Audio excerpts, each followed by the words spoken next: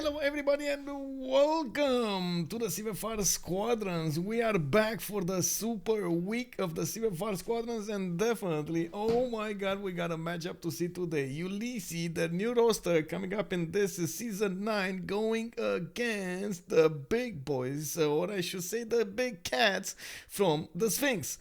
I don't have to say hello to everybody. Hello there, sir. Vervain, 3 bonsoir. We got Haley K. Hello, hello. Ni hao, actually. Ulysse, good evening, sir. Bonsoir. Sick Globe. I will remember that. I will try to actually remember that. And I think I actually prepared something on the screen. It will take some doing, but hopefully it's gonna be an interesting surprise over here. I do have to put it. Oh, look at that! Ah! Boom, boom. We do need to see exactly how that will fare over here, and of course, if it will be how to say, properly done in the game. I have something prepared over there. We'll see, we'll see. Bonsoir, Ayotun. We got Noob634. Hello there, sir, and welcome to the stream.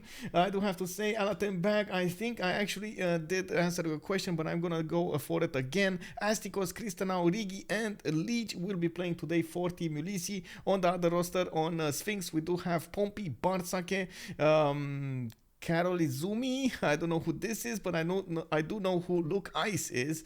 Give me a second. I'm pretty sure I can actually find out who that Carol Izumi is if I do scroll down the channels, down the channels to actually figure out where he is, where they are in the channels here. Give me a second. It is Damori. Wait, he said he's not gonna play. What is this? Oh my god, he's actually gonna play. Bartsake, Damori, IceLuc, and Pompi Lide.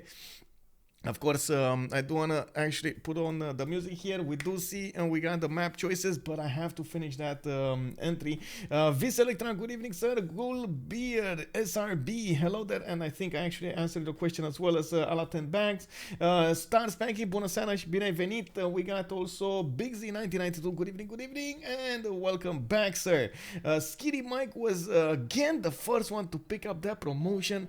Much appreciated, sir, and of course I do hope you're gonna have a good time on the stream today.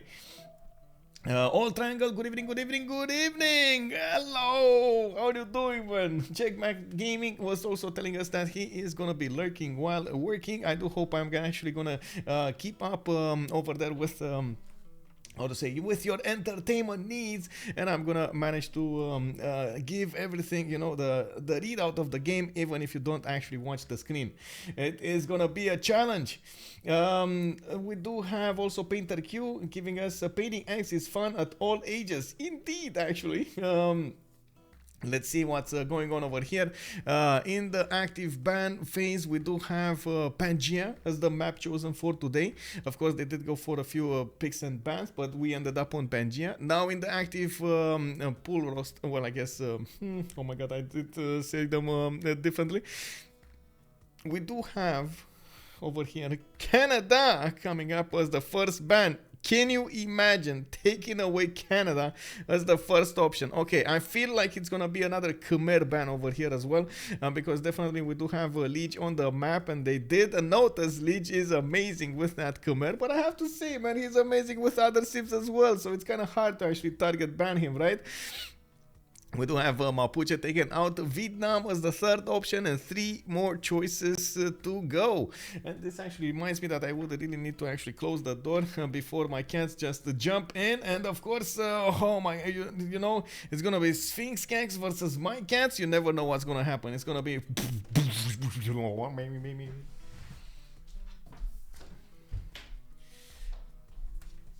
Okay, there we go. I'm probably gonna need to go another time to actually get some water because I forgot, but I do wanna pay attention to what's happening here in the active ban phase and then go for it. Anyway, I'm gonna prepare this, by the way, you know. Mali is gonna be the next ban. I do have to say that I did quickly when I saw the Easter something over there, the talk from you guys, I thought to myself, you know what? Maybe I should actually hide some Easter eggs over here. So I got myself quickly went onto the internet. I got myself this. I can actually make it small. I can look at that. I can actually make it as small as my stream. I'm gonna put it on the middle of the stream over here, and I'm gonna at some point I'm gonna make some surprises for you guys, and I'm gonna put it somewhere on a tile, and you're gonna get to vote on what tile it is. Fire target page, good morning. Oh, good morning, ma'am. Yeah, we're gonna need to see who's gonna actually find that basket of goodies. We do have also Zulu coming up as the fifth choice over here. Of course, one more band to go. Mali is another one of those civilizations that is actually, oh my god, target banning over here. The civilizations that actually Lege wants to play. They took out Mali, they took out Khmer, and of course they did take out Lotaro over there. Still, so many good civilizations available to be played here in the Pangea map. We do have the close quarters civilizations. You know, we got Rome, we got Persia, we got, of course, a goal over here. I do believe that there are quite a few choices to go for. I am expecting also something like a Cree. Definitely could do very well. We've seen yesterday the adaptability of Cree. Not amazing at the beginning, but since he was left alone to just spam out those trade routes, he got so big in the later stages. Oh my god. Basil the second also available as a choice. Mongolia, Genghis Khan available for a choice. I do believe they will need to figure out, oh, what are they gonna prioritize? They went for Zhao the Third. Oh my god, Zhao the Third, so much gold possible for him. But of course, he does need an ally or at least a city to trade with.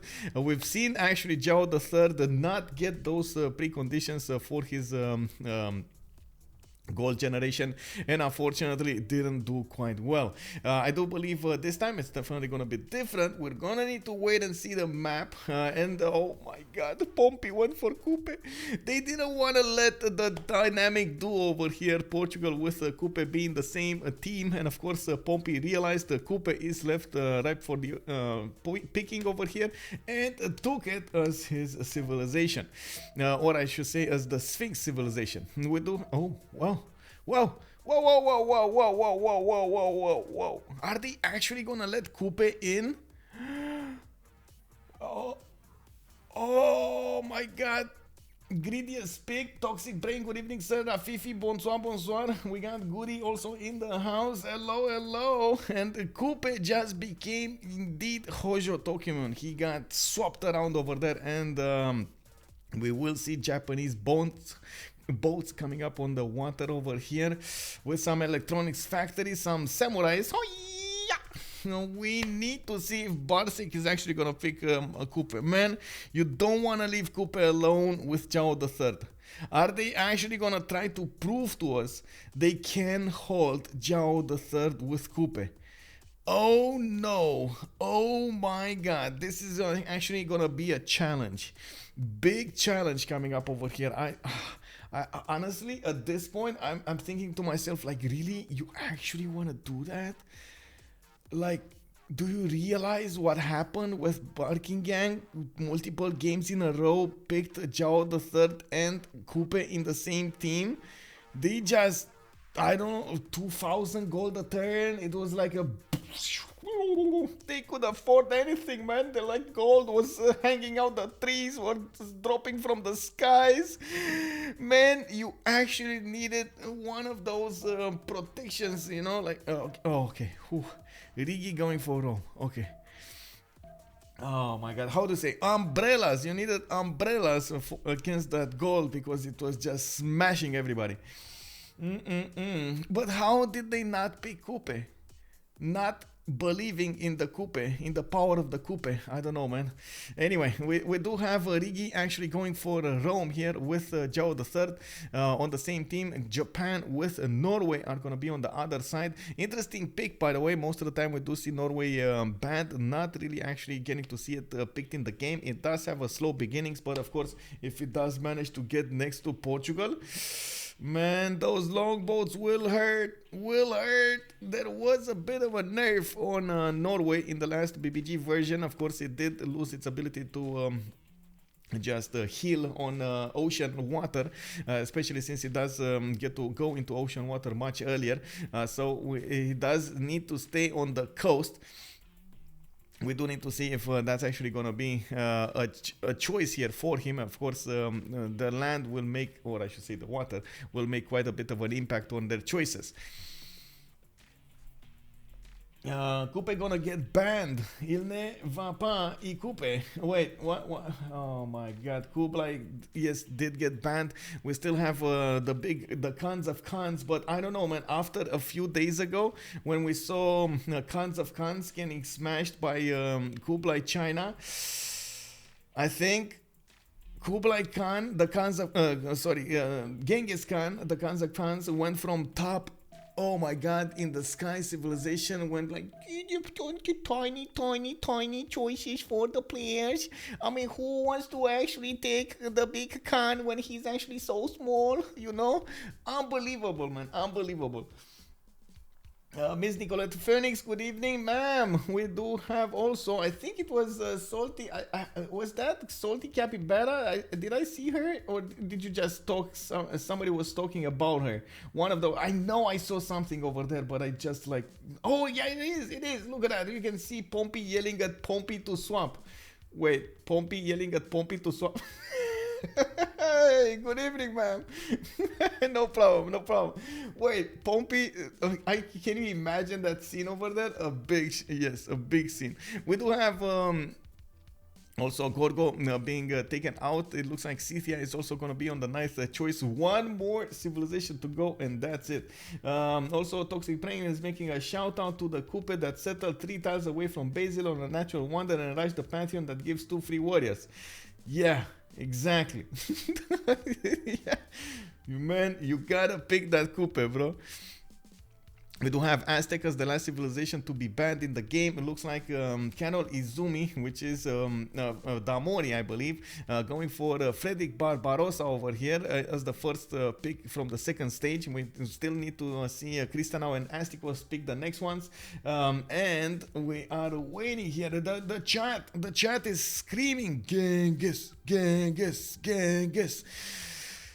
We need to see if the players are listening. Oh, he switched! Genghis Spiritual, look at that. He actually switched. He listened. Oh my god, our message through the stars did go through. Is this gonna be the change of the little tiny Genghis? Going for the big Genghis. We will smash Shmugu. I don't know, man. We're gonna need to see if on the Pangea map it does fare much better, because you've seen Kublai, man. Kublai China, not something you wanna go against, man. It didn't even need Keshex, just smashing with those horses over there, just easy peasy. We got Krystanow going for Catherine de Medici, the Black Queen. He is gonna try to nullify that diplomatic visibility that Genghis Khan is benefiting from. We do need to see if they're actually gonna spawn together, and of course the Keshiks are gonna be awesome. We also have one last player to pick from the Sphinx boys. It's actually, wait, it is from, not from Sphinx, from Ulysse. It's gonna be Astikos, and usually I have to say Astikos does much prefer civilizations with simming abilities, but this time I have to say it was a surprise to see Astikos go for that kill, and of course he kept on going for the war maneuvers instead of actually going for simming.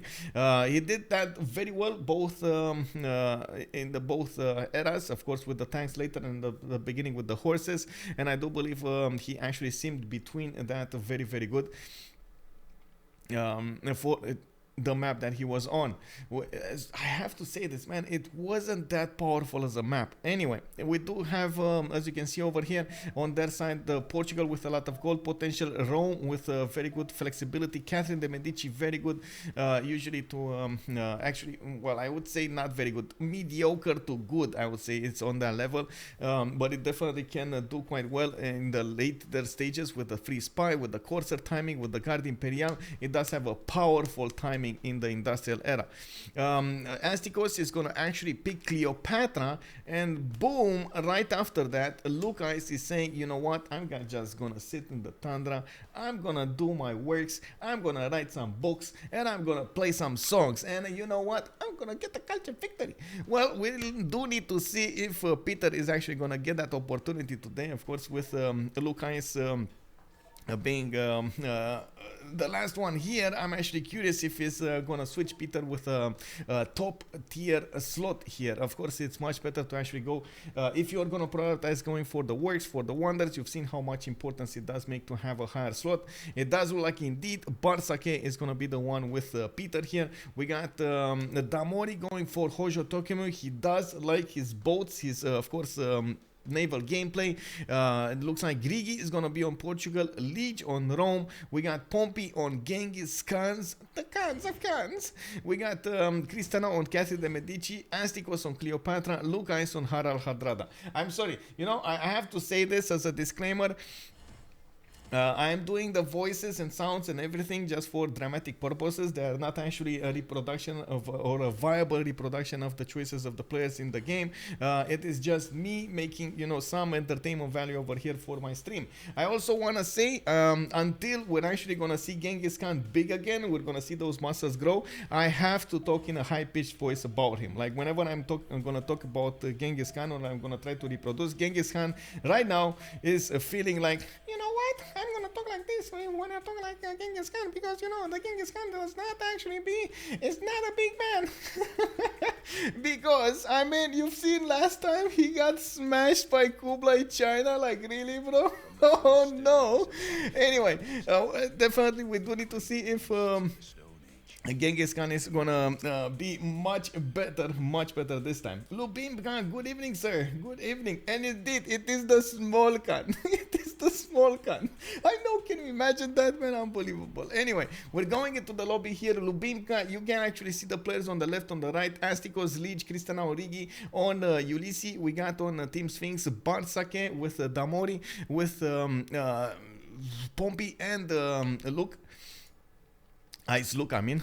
We do have also the map here, just a few seconds from being revealed. Looks like the first civilization to talk about is gonna be Free Sim France, Catherine de Medici. Oh my, okay. I mean, he does have a possible 2-2 to go for. I do see, of course, he does have a ship tile to the north. He does have 1-3 that he could move and settle on. A bit expensive to actually go for the 1-3. I have to say this. He doesn't have another 2-2 to work. And yes, I mean, I know geothermal and everything, but it doesn't seem like it's gonna be that good. I do like his second cities though, especially to the northeast. He does have another geothermal. He can definitely settle over there and get a +3 campus with 3-3 spice to work and a lot of food coming out from the rice tile. He will need to improve all of the other tiles to actually make it work. And of course, I do notice if he moves to the south, it's going to be a problem with his other setters. Anyway, it's fine. He has all of this land to the west to actually settle. There's no magical coupe to just come and take your land. And of course, as you can see over here, Krystanow is gonna need to sim to win. He does have also a continent of his own. You can see actually the green continent stops at the borders of the mountains here, and this actually makes me wonder, is this on normal ridges, standard ridges? Because this looks like when it happens, you know, standard ridges actually. Oh, it is on standard ridges. I wonder when they're gonna figure it out. I know, like usually you have the competitions, the tournaments are playing on classic ridges. I'm not sure if in the CivFR is there anybody very how to say acquainted with the rules. Anybody, I mean, I don't think I can tell. I don't think I should tell them. I'm pretty sure they're going to figure it out at some point. But is anybody here from the CivFR admins or tournament directors or everybody that can actually tell us if they get to play, or is that their choice to play on standard ridges or classic ridges? Or I don't know if that's an actual rule over there. Anyway, we do have to the south over here, of course, quite a few one-tile chokes to go for his next door neighbor. It is going to be Lege, and by the looks of it, Lege is going to have a 2-2 base to go for, and I do see him benefiting from a tobacco tile right off the bat, which is going to be amazing. He's going to get a faster pantheon here. Does have a city if he wants to go for the Cliffs of Dover. It is unfortunately a bit I would say problematic to actually get there. You can ask a French caster. It's another Easter egg. Yeah, well, let's see. Le Soleil de Sauron. Lole de Sauron. Okay, let's see. Do you know if they have to play on standard Reges or classical? Okay, I think I sent the message through the ether, and we're gonna see a response soon. This is like the ethernet. Okay, standard Reges. Okay, thank you. Merci. Okay, so we got our answer. This is standard Reges. Okay, okay. This is standard Reges. It's fine. It's fine. So it's, there we go. It's good. We do have a very good campus also for Lege over here. Of course, we're not actually going to talk about all of his choices, but I do want to quickly just look around at his opening spawn here. It does look like it's going to be a powerful one. A lot of rivers to use, a lot of fresh water, and some coast over here on the west side. The good mountains to actually work those campuses, and it should be really fine. To the northeast, we do have also Astikos, another player from Team Ulysse. So it looks like 3 of their players are going to be on the northwest of the map, and of course we do see that Astikos is going to have a 2-1 a base. That's going to be an extra culture coming up from the marble tile. Does have a banana and a 1-3 to work. He's going to need to sink them a little bit, but oh man, this is a beautiful how do we call it? Fertility rights pantheon. Oh my god, you don't even know what to pick here. What do you think? Is it better to go for Lady of the Reeds and Marshes, or is it better to go for how to say fertility rights over here? Look at those wheat tiles. That's gonna be so much food. But I mean, food production. My mind is exploding. No, don't do this to me. We do have very good campuses also with geothermals to the northeast. That's a plus 6 that he has to benefit from here. Another plus 5 over here. Another plus 3. Very good campuses. Very good. To the south, does have more rivers to go for. I'm pretty sure he's going to be incentivized to go northwest, but maybe that's just me. Taking a look at what's going on to the south of him, we do have the guns. Pompi. Oh man. Okay, I mean, I'm getting excited here, but I don't know if I should be excited. He has Lege to go against. That's going to be a tough nut to crack. He also has Astikos to go against to the north. I'm not so sure of Pompi's survival chances over here. He does have, I guess, a few mountain ranges to settle behind, but I don't know, man. Maybe, you know, this actual voice will always be stuck in the future. Genghis Khan is only gonna be sounding like this for the remainder of the game. Oh man, I hope actually that's not gonna be the case, because it's gonna put a lot of stress on my vocal cords over here to talk in that high-pitched voice, and I'm pretty sure it's not gonna be that good. Anyway, this feels looks like we got a few comments here. Of course, you guys have actually an emote to use, a remap or no remap. If you wanna give me an opinion about that, I do believe I actually put them free to use, if I'm not mistaken. Let's actually see, remap, no remap. There we go, these two. So you can definitely put those, spam them as much as you want in the chat. Need a march with a Temenanki on Watermill. No chariot rush target on Egypt Sadje. We got only one safe city to settle Sadje. He has the chocolate. He has the chocolate hills. Yes, he does have the chocolate hills on the west side, indeed. And I do like that he's gonna have quite a bit of fresh water from the rivers here. But man, I'm just thinking, I mean, sure, are you actually gonna go against Egypt here? I don't know, man. He's like, Egypt does look like he's gonna have an amazing time with all of these rivers. We'll see. We got also Bartsake on the coast to the east of Mongolia, and we do need to see if Bartsake over here is actually gonna intertwine his economy with the big Mongolia. We do also need to see, of course, those scouts managing to figure out what's going on in the north and on the east side over here. And of course, we do have some Easter eggs on the map, as you can see over here. There is an Easter egg to the east of Kyoto, and one to the west of Kyoto is actually, this Easter egg is gonna be hunted down next turn, and of course Kanol Izumi is just gonna benefit from all of those bonuses from breaking the egg. The Genghis Sims. Yes, exactly. Wait, there's a chatbot. What? Groovy. Hello there, sir. What's the chatbot? There's a chatbot somewhere. I don't know where that is, by the way. And Groovy is talking about the barbs. Wait, what is about the barbs? Did you see any barbs on somewhere? I don't know what's about the barbs, bro. Now he sees Mongolia there. Oh, well, we'll see. Anyway, it does look like that. Easter egg got revealed, and it actually, well, spawned a scout here in the city of Kyoto. I don't want to say another one because it might actually touch a nerve there. Oh, I forgot about Norway. Norway actually has next to his capital, but just out of reach over there. It's just like, oh my god, it's in the fourth tile, not the second tile. Like, really, bro? Oh, don't do me like this. Look at that, Galapagos Islands, just 4 tiles away from Nidaros. He doesn't even see this, right? He doesn't. Oh my god, he's not aware of this. This is such a troll guy.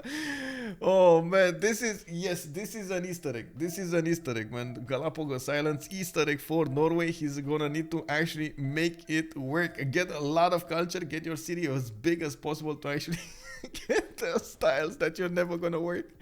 Oh man.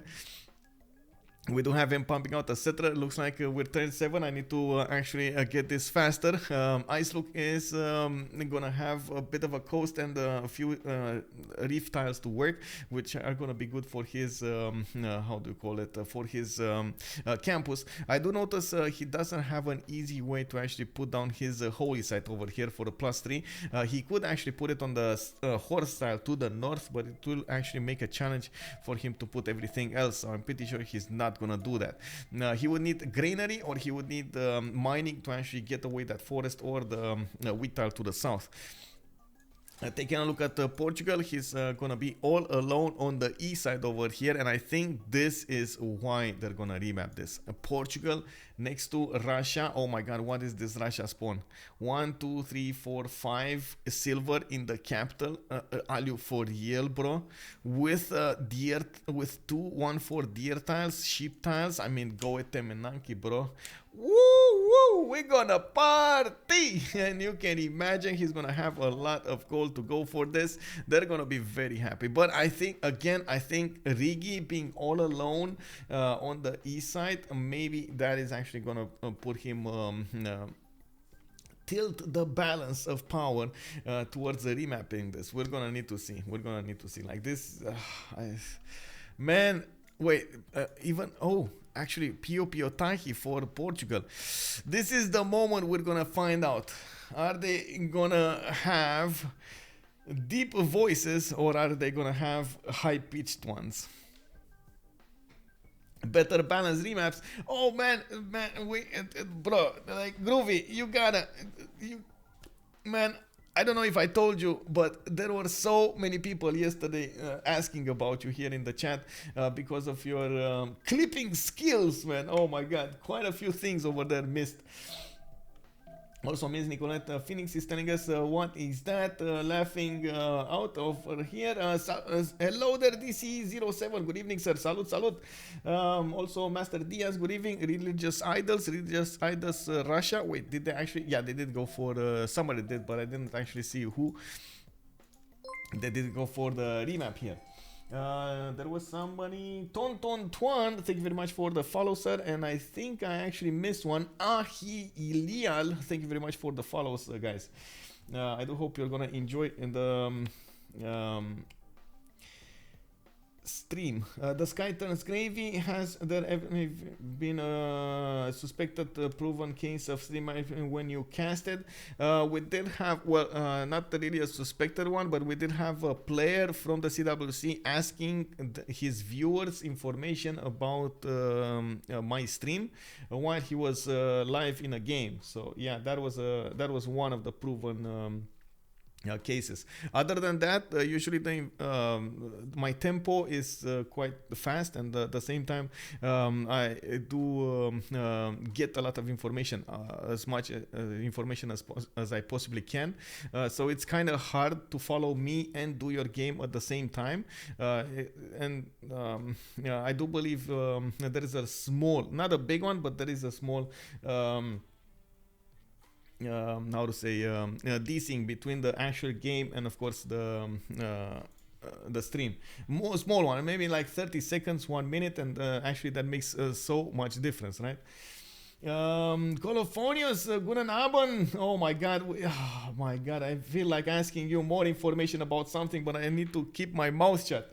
Shivatas, good evening, sir. Let's see, can you what? I don't know what you are proving over there. You. I can't see what you're pointing at. You are replying to something, but I can't see what you're pointing at. Also, somebody was asking me something. Fire Target page asking me what are the thoughts of the team composition. That's a good one. Okay, so new map. I guess I get to talk a little bit about my thoughts on the team composition. I think on the left side we do have okay, a lot of potential. The problem is I don't really believe in their ability to get a lot of gold. Bartsake, yes, will have the chance of getting the silver spawn like last time, but most of the time Russia does not make a lot of gold. Japan can make a lot of gold, but most of the time it is somewhere in a mediocre range of generating gold, and you either have to focus your army or make gold. You can't do both, and if you're gonna have Damori here actually getting a close proximity to another neighbor, that actually puts him in a bit of a pickle. Pompi usually, as in Mongolia, does usually actually go for his kesheks for that timing. Doesn't have time for commercials, doesn't have time for his own economy that much, and most of the time will actually prioritize getting encampments out with the orders, campuses, and maybe one or two commercials just for himself. It doesn't actually make a lot of gold for his teammates. So I think at the moment, just from like looking at the civilizations they picked, they will have a gold problem at least until the Renaissance era, medieval Renaissance era. On the other side, on the other team, we do have a lot of gold potential, and I do like their timings at the beginning. Astikos is gonna have the Marianus, very good unit at the beginning. A lot of potential also on his side with culture, with faith. And we do have Krystanow with Catherine de Medici, that at least until the Guard Imperialis is probably going to be safe, and can do a lot of things. It can go for pen, brush, and voice with science, with everything. It does. It is quite adaptable as a civilization if you actually get to play it correctly. No, I mean, you do know, and I don't think I actually need to point out how flexible Rome is, and most of the time Portugal, if it does get a good spawn, it shines, but it doesn't always get a good spawn, so that is gonna be a problem. For example, this time he has no city to trade with yet. He is gonna need to do something to trade with a city here, or go internals, which is definitely not gonna be ideal for Portugal. And this is the risk you take when you pick Portugal. Yes, you can make the big bucks, but unfortunately, if you do end up in a spawn like this, it doesn't actually help you out that much. Okay, let's take it from the northwest to the southeast, and we're gonna need to check all of these civilizations one by one to see their spawns, and we're also gonna need to see if they want to remap the next one. Oh my god, they're doing it much faster here. Okay, we got 4 camps in the capital of Russia. He does have a river, he does have a decent amount of tundra to the east side, and he is gonna be behind his ally Pompi.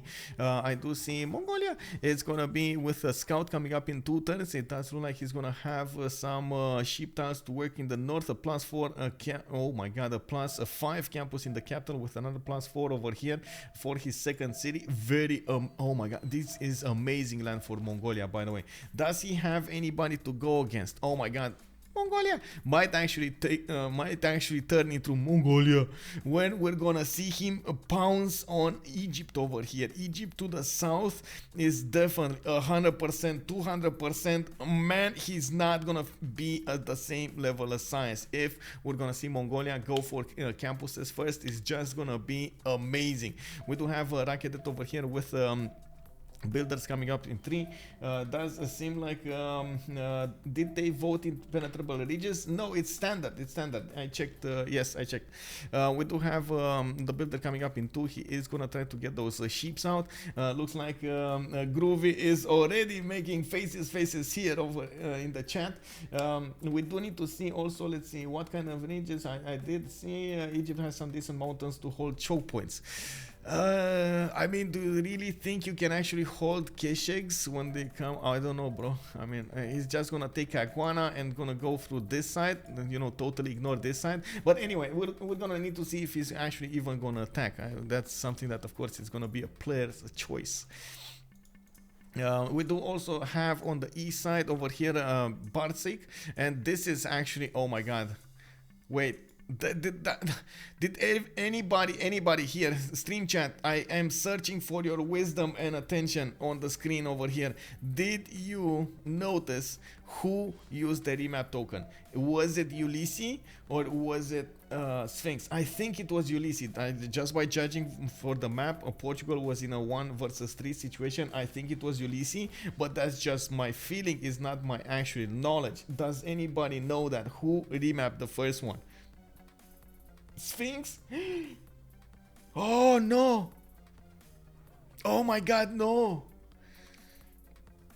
Oh my god, can you imagine what's gonna happen here? They have like amazing spawn to go for a 3 versus 1, the best spawn ever for Mongolia, and Ulysse has like a hatchet over their heads over there to actually take away the spawn from them. Oh my god. This is not happening, boys. This is not happening. We gotta see if that's actually gonna happen, because oh my god.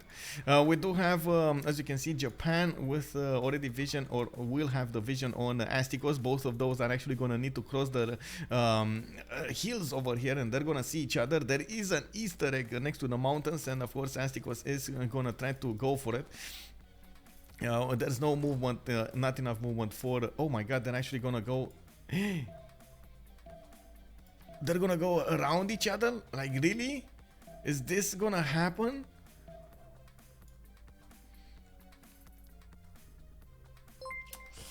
Hello there, bacon in your face. Thank you very much for the follow, sir. And it looks like they did go around each other. And Carol Izumi, or I should say Damori over here is not actually gonna know about Astikos yet. He might, I'm pretty sure, of course, he is gonna know next turn. Or does he know this turn? Let me actually take a look. No, he does. Oh, he does. He does. Look at this. Look, you see the one sliver of tile over there? That is where he's gonna see it. We do have him on the coast, not an amazing land, but definitely can work. I do believe we do need to see also really quickly France's continent. France has the same continent as Mongolia. Okay, that's nice. Not an amazing spawn. I can't really say I have a lot of things to take into this spawn. Let's see, Portugal, very bad spawn, unless you take into account Mount Kilimanjaro, which makes it a little better, but not really good. We got on the east coast Norway with this time a possible +3 holy site. And I do see to his south there will be a 1 versus 1 going against Lege here. Lege has quite a bit of land to settle on the west side with Tingy, and of course I do notice he is gonna actually need to fight Norway for the longest time in the game, because Norway also has a lot of coast to go for the north, and all of this peninsula will probably be his. Not really sure Portugal will do anything about it though. He does have a few coastals on the west side, but I'm pretty sure it's gonna be quite late when Portugal is gonna get a decent land army. Norway's timing though, oh my god, the Danes have it. Oh my god. My god, can you imagine this? Can you imagine this? Oh my oh my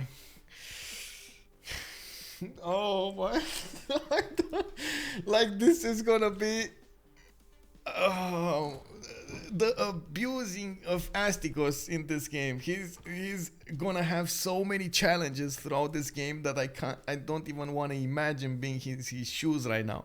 We got Japan with big boy samurais on the east. He has to the north that squeaky Mongolia, you know, Mongolia, and he is definitely gonna pump out some kishings going against Rakedet. Can you imagine what's gonna happen over here on Astikos?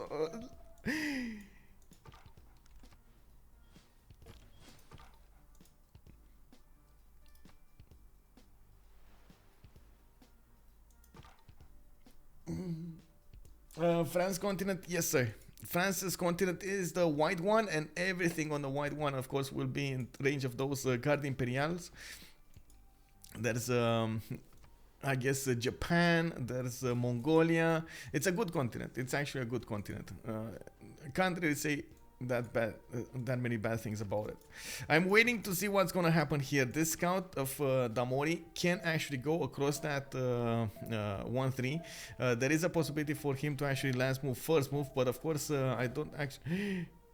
Oh my god, war declaration, and it is it gonna be? Oh, he moved, he stopped. Oh no.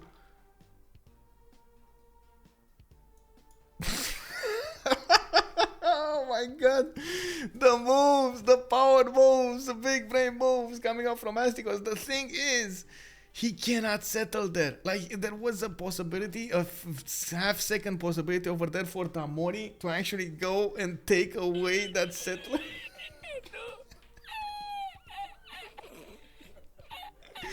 But he didn't. He actually went for the 1-3, and then the settler crossed the river. He was like, what? What? Oh my god. I think Damori thought Astikos is gonna shift enter his settler on the 1-3, and he didn't want to, how to say, he wanted to actually, you know, intercept that, but it was just not there. There was no shift entering for Astikos. You know, it happens, man, it happens. You make your choices, you do try as much as possible to get there, but exactly like the trumpet is saying over there, it happens, man, it happens. That was so close. My heart skipped a bit over there. Okay, so let me put the team labels on the map here so we actually know who is who. Then we're gonna talk about each spawn in particular, and we're gonna see what's going on. We got the cats, the Sphinx boys on the left side, of course, with Mongolia, and we do need to see what's gonna happen here with Ulysse. This is, by the way, the French Ulysse team. That's why I actually put them with the French flag over there on their logo, because they are playing in the CivFR Squadrons with full French lineup. It looks like St. Petersburg did get a Pantheon. We got Goddess of the Hunt. He already has 2 for 2 tiles to work, and as you can see, he has 4 of these deers to upgrade. He has a settler coming up to the south here, and of course we do notice he has some Easter eggs to actually pop.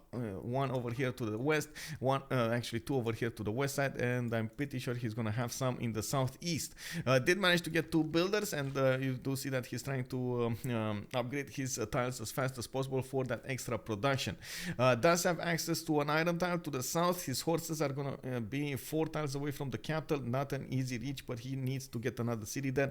Could easily put it on the Mercury, could get one on the Honey, maybe go one for the Stone on the Hill.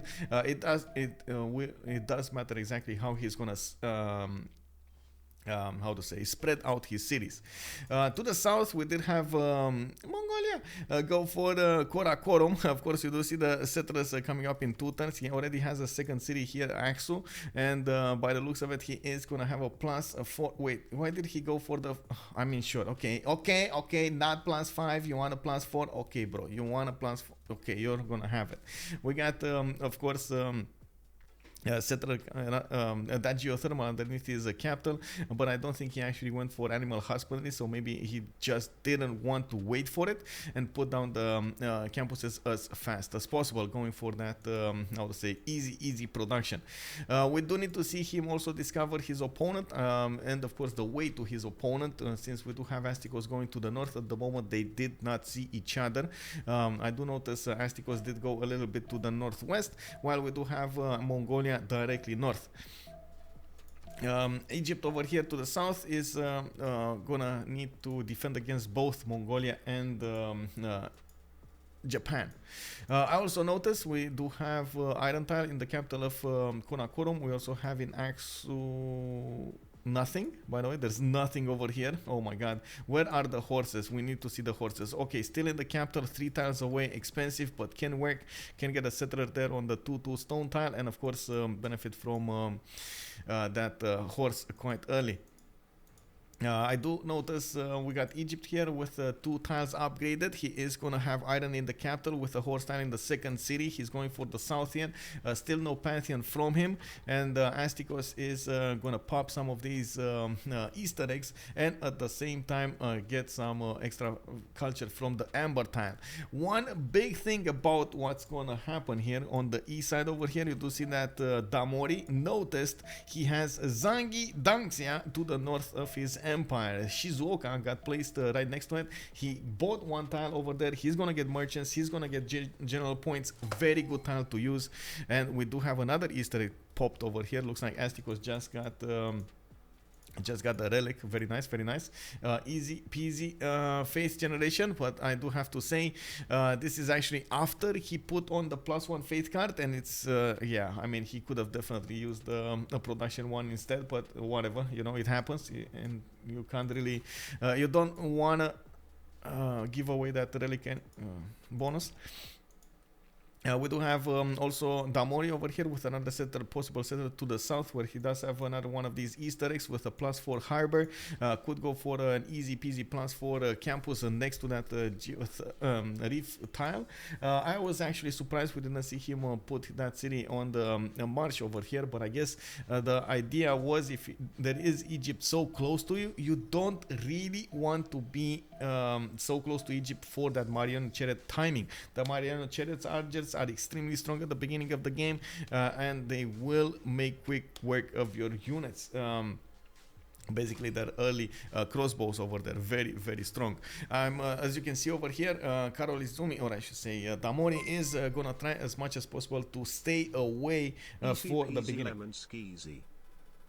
Hey, Tobizi, thank you very much for your prime, sir, and welcome, welcome. Rush your enemy before they can rush you. Exactly, that's probably going to be Astikos' mentality over here. He knows the clock is ticking until those samurais are coming. He doesn't know yet, but he is going to find out soon enough that also Mongolian Kesheks are going to come from the north, and I'm pretty sure he is going to be well aware of that when Caguana will fall, and it will fall. We do have France Krystanow with that amazing white continent over here. He did put his second city, oh no, that's his first city actually, on an amber tile, getting himself an extra culture point per turn, getting also a settler in another 2 turns, and I do see he's going to benefit from 2 horse tiles to improve and 1 iron tile to improve in his vicinity. Of course, going for the western side over here, he does have a +3 campus that he could place easily from another city, and I do notice on the coast he is gonna get to work some whales over here.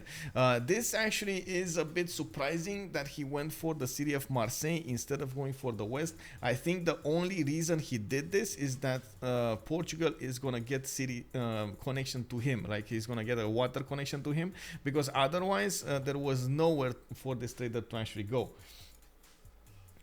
Also on the upside, Japan won't have the +5 coast bonus if they're fighting on land. Indeed, Farchet, good evening, sir. Japan's way too close, he's gonna suffer. Yes, yes.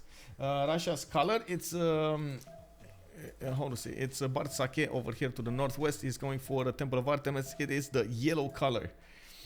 Let's take a look at Portugal's spawn. He went for City Patreon Goddess as a pantheon. He's gonna go for the east side over here, and I'm actually curious what he's gonna do, because man, those whales are blocking his awesome harbor here. But I guess he's still gonna get one maybe to the north. I do see him benefiting from extra culture coming out from his monuments. Already got his trader working, and you can see he's generating 14 gold per turn, and he doesn't have a single tile improved. We do have him with Mount Kilimanjaro to the southwest, access to an iron tile to the east side, and he does have horses to improve to the south here. Okay, I mean, he's still gonna make the big bucks. He's still gonna have France over there putting coastal setters. He's still gonna try to do his best. Wait, do I see two encampments opening from Lege? No. Okay. Whew. I was seeing like these little tips of land over here, and I was thinking, like, is he really going for two encampments? No. No. Don't do that to me, Lege. Anyway, he didn't, and actually you can see he's getting some archers out. He's gonna try to put a city on the Tsingy, or close to the Tsingy, as probably going for the Tundra, okay? Or is he gonna just settle in place? I'm curious. Anyway, in the city of Rome, he did settle on a geothermal. Does have access to an iron tile, two iron tiles, one next to the city of Rome, one next to the city of Cume. And I do see he has a bit of a problem with horses. They are gonna be 3 tiles away, not really cheap to upgrade and of course acquire, but we're gonna need to see them upgraded at some point. They are lucky with the 2 horse pawn of France over here. This is gonna be so important for him to upgrade those tiles, because we've seen teams, very powerful teams, actually lose because they didn't acquire enough strategic resources, or their opponents stopped them from acquiring those resources. Oh no.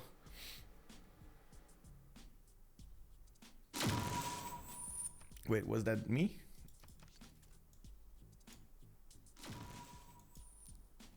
What the? What the? What is this, bro?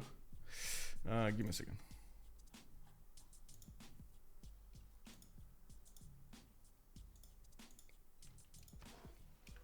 Did everybody drop, or did the... Bro, what happened here? Okay, everybody dropped, I see. Okay.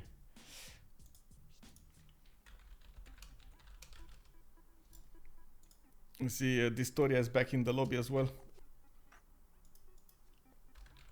We did have to talk a little bit about Norway over there to the top right, but I do have to point out that just from memory I did notice Rome was trying to block his 3rd city. A bit interesting that he didn't go for the north settle with his 3rd city, so he can actually get another city on the coast, get some more things going there, but oh well, I mean, it happens. Okay, let me see. I see Distoria is joining somewhere, and yeah, there we go, we're joining. Norway initiation rights, that's a good question. I am curious if that was initiation rights over there. I don't think he will settle west for now. DC, who are you referring to, by the way? Does the Portugal Sea have a connection to the Norway Sea? No, he doesn't. Oh, you think Portugal is not going to settle that much west? They are not on the same seas. I'm actually curious why he's not settling west. He's settling west instead of going north or south. I guess south, it kind of makes sense. He does want to stay away from Lege for a little while. Norway is not really well known for its early powers on the land, but it's very well known for the sea. And of course, Lege will definitely not put a city on the coast. Let me reconnect here so I can see everybody. Wait, what?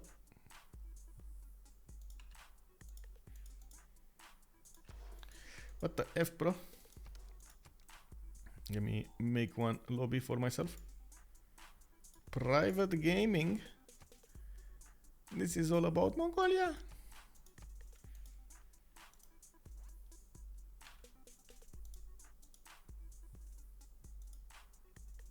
Okay, there we go. Everybody in the lobby? Bartsake is joining. And he left. Well, I think I have, yeah, there we go.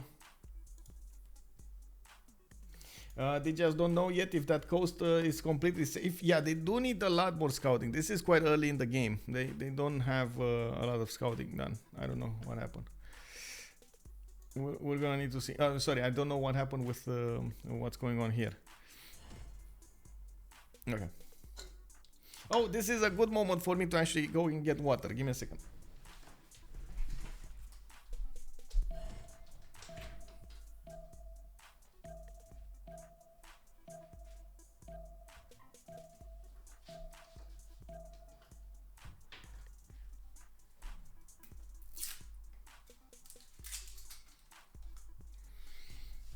Okay, loading back in. So we were watching on the east side of the map over there, the war between Rome and Norway. We do need to see if and what they're gonna do there. To man taking his first upright steps, you have come far. Now begins your greatest quest. From this early cradle of civilization. Okay, only one drop. It's fine. It should reconnect and it should be fine. We do have the pause. Okay, let's see what's going on here. Initiation rites? Yes, initiation rites. You actually nailed that. We do have him with a holy site in the first city, no holy site in the second one, but it does look like he's going to have two spy styles to work. I'm actually a bit surprised he didn't at least buy the tile out of next to that river so he can get a holy site as soon as possible. It's really important to actually have that holy site built so you can convert your cities, both cities, to your religion. I heard something pop. Man. I might need to smash a bug at some point. It's starting to be that season with a lot of bugs coming out.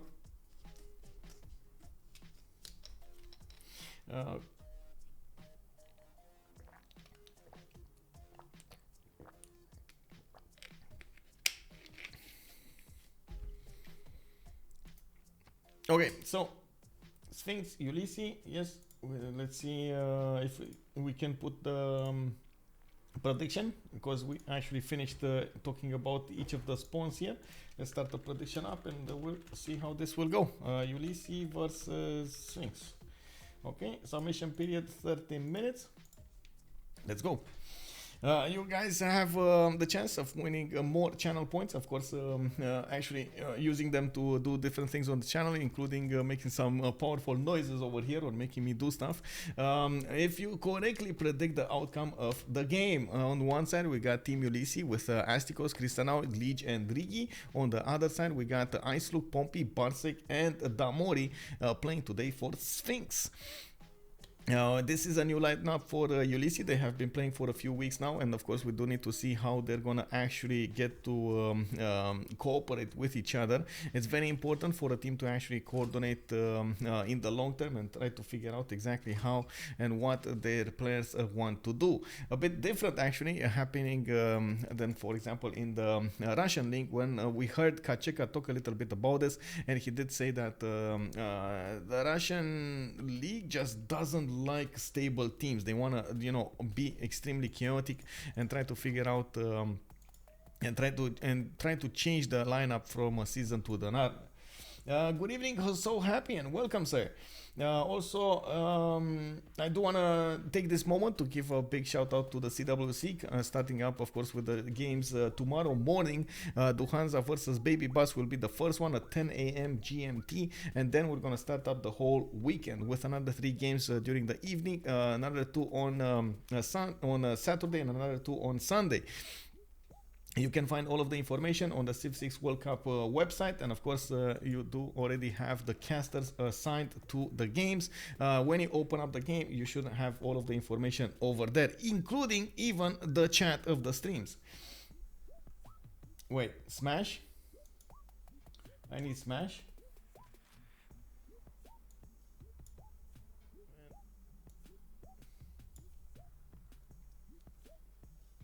I might need to smash. Oh my god. Okay, yes, exactly. I might need to smash. Yes.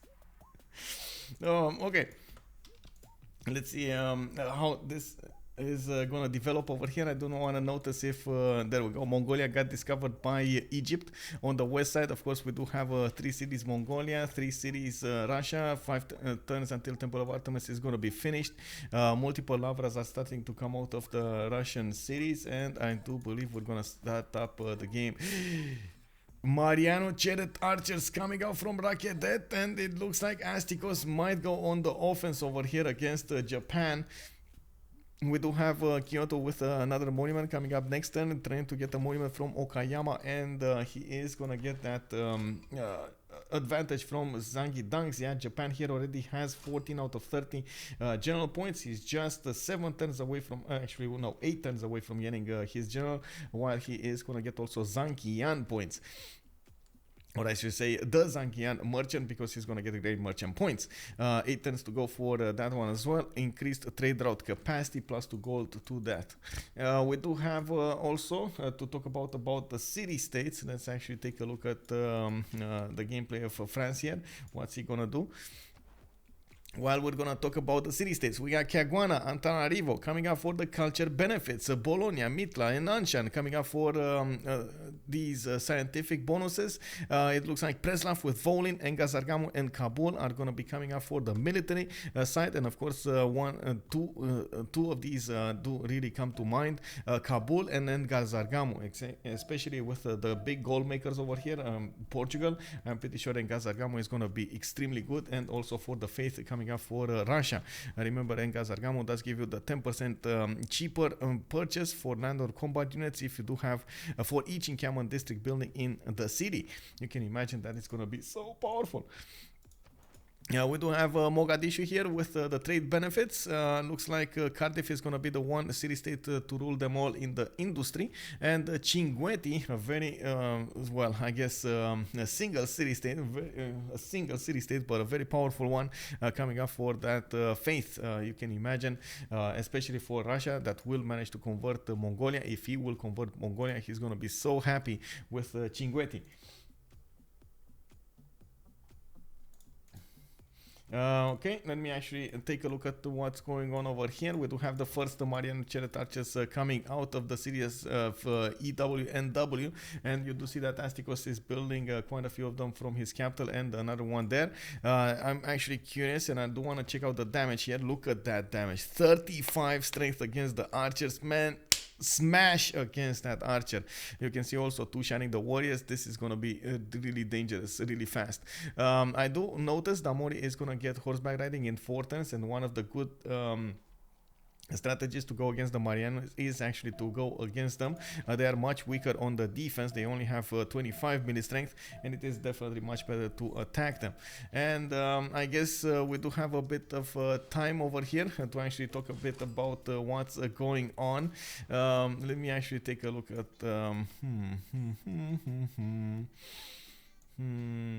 how should I play this? How should I actually how should I hide the Easter eggs on the map? That's the fun part. I am thinking of how should I hide the Easter eggs. Anyway, we'll see. I'm gonna have to keep thinking about it, because at the moment it doesn't like nothing comes to mind easy to do.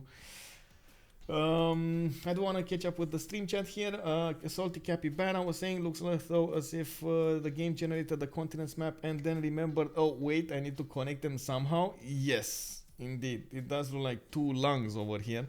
I'm not sure exactly. Oh, maybe, I don't know, maybe an alien face or something, if it's like turned right side up. Are the seas connected to the north? No, I would say no. We got the they will be connected when, of course, we're gonna get to the later stages of the game with how to say the polarized melting and the sea level rising. But until then, I don't think that they're gonna have any chance of connecting each other over here. Maybe if they can't even do that. Oh, they can. No, they can't. Fertiles standing in the way. They can't even get that canal going. That is a sad Mitla indeed. That is a sad Mitla. Wait, we didn't see Oh yeah, we did. Never mind. Anshan, Mitla, and Bologna. Of course, Bologna will also be a contested city, especially if you want to go for culture. It's going to be amazing. It does give you that ability to get more of these great writer points a turn. It's going to be awesome. And it looks like it's right next to Russia. So you can imagine Russia is going to be very, very happy to keep that Suz. I do notice Temple of Artemis got finished. This is going to be a 1, 2, 3, 3, 4, 5, 6 Temple of Artemis. Oh, actually 7 Temple of Artemis with the plantation over here, but of course those amenities are not actually going to be concentrated in one city. They will be spread out through 3 cities, which is actually quite good. We do need to see what kind of religion Russia will get over here. He does have quite an array of religions, especially since nobody is going to go for one. We do have Astikos also trying to rush those horses, and in the meantime trying to put as much pressure on Japan as he possibly can, so he can take away the advantage of Japan to pre-build any units over here and use his gold.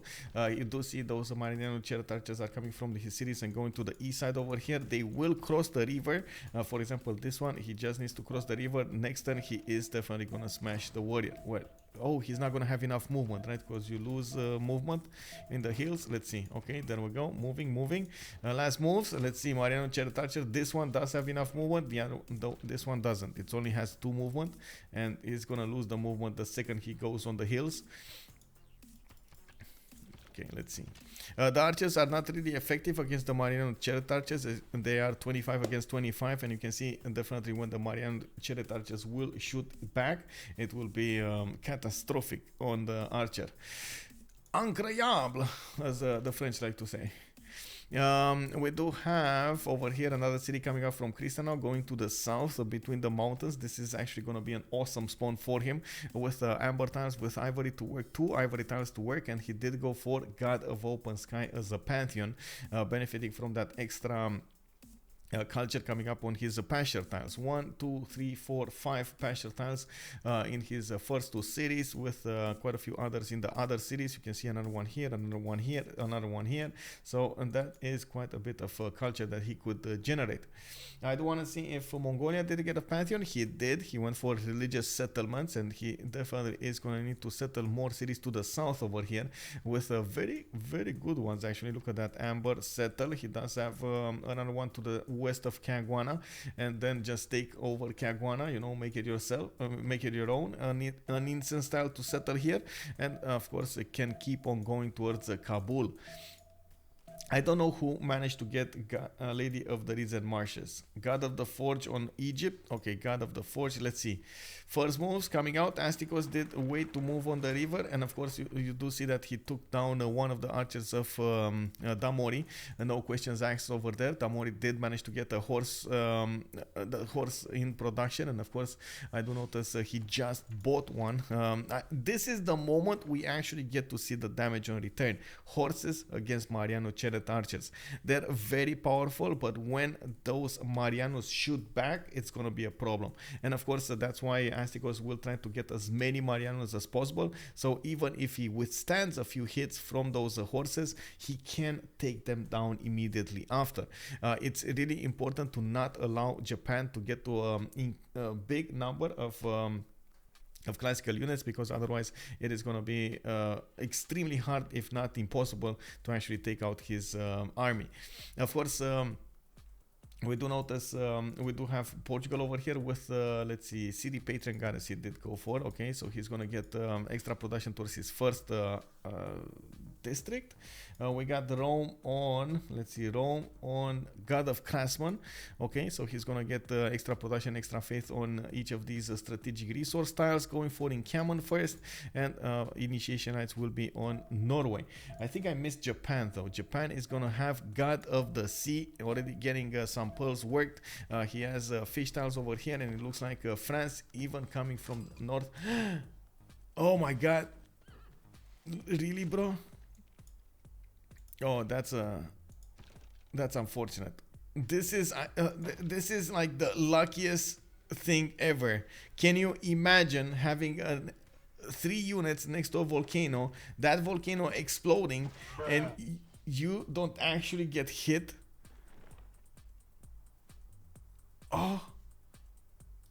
Oh my, like at this moment, it's unbelievable. I mean, okay, I totally get it. You know, the gods of civilization said, you know what? We think Astikos has been hit enough. It's fine. He has a 2 versus 1 situation. He doesn't have the best land. Let's at least help him out with protecting his units from the lava. And you can actually see a few guys appearing over there next to those Mariano chariot archers, and By the power of the civilization gods, I command the lava to spread away from the units. And of course, the lava obeys. I don't know, man. It definitely feels like this is a hard one for Astikos to go through towards his opponent with a big, nasty ball of fire in the middle. Like, really? Anyway. Let's see, game rewards. I don't know about that, man. Anyway, we do see these Marion archers do deal considerable damage against the horses. 35 against 35. Three shots, and that is gonna go down. And you can actually see it happening right now. It was a trade, one horse for one archer. Of course, at the moment, I don't see any other horse coming up in the production queues here. Kyoto is gonna try to get more archers out, and he is keeping them on the coast as much as possible, so he benefits from. Oh my god, he doesn't. Oh, he's not shooting on. Oh my god, he's not actually shooting right on coastal tiles. Lavali con fuoco. Yes, the Egyptian god has spoken. Yes, Igloo, good evening, sir. We got Skitty Mike. If that volcano takes out Egypt's unit before he strikes. Yeah, man. Yeah, bro. Oh, look at that. We actually have a fusion in the house over here. Hello there.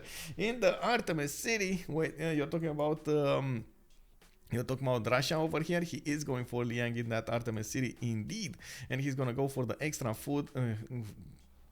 For the resources, he's gonna try to make this city as big as possible. Also, archers don't get plus 5, I think. Wait, so it's not about the plus 5, it's about the not being on the coast thing. And I think all units get a plus 5 on the coast, if I'm not mistaken, but let me actually take a look over here. This all land units receive plus 5 combat strength in land tiles adjacent to the coast. So if there was, for example, an archer shooting, well, look, let me actually take. Bro, don't shoot so fast. Here. You see the archer has a plus 5 on it because it's on the coast. That's the problem. It wasn't on the coast. It wasn't shooting on the coast. Also, let me see. This is really good for Egypt. They're forcing a lot of cold spending with this. Indeed, that indeed. We got. Will anyone even find them? That's a good question about Mitla being so far north of Norway. I'm not so sure anybody's gonna find them, but there is a Lege warrior going towards the north over there.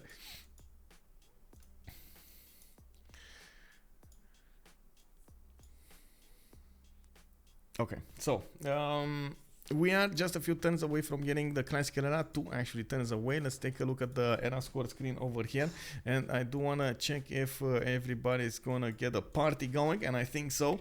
We do have IceLuc with 22, Pompi with Mongolia is gonna be on 20. We got Bartsake on 40, and Damori is gonna be on 30, Astikos on 28, Krystanow on 20, Lege on 25, and Riggy on 26.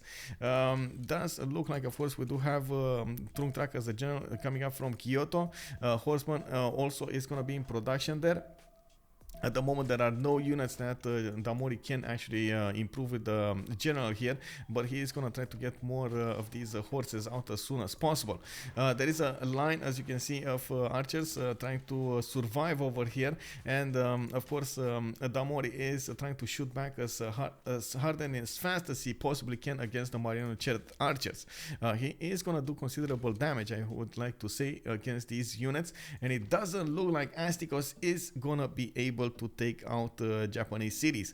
What he is going to be able to do is push Japan to the coast as hard as he can. Of course, next turn when the horse comes out with the concentrated power of the archers, he could actually cut in half the army that Egypt has to bear against him.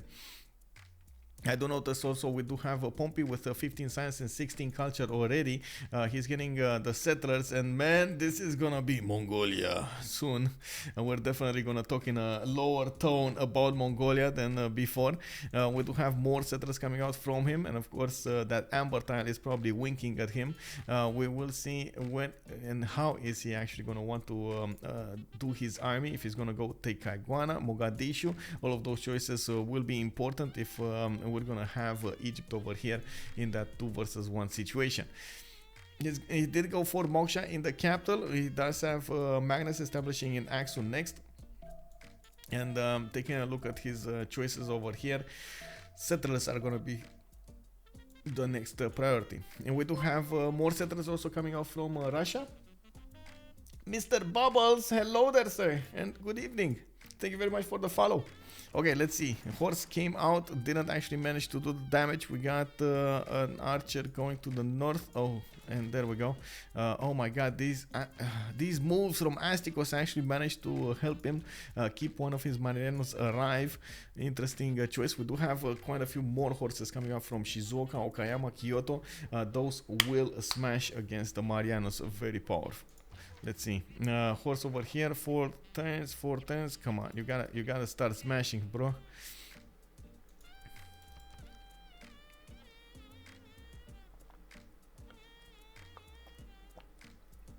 Still not as good as Mongolia. Wait, throat singing stream? Yes, bro.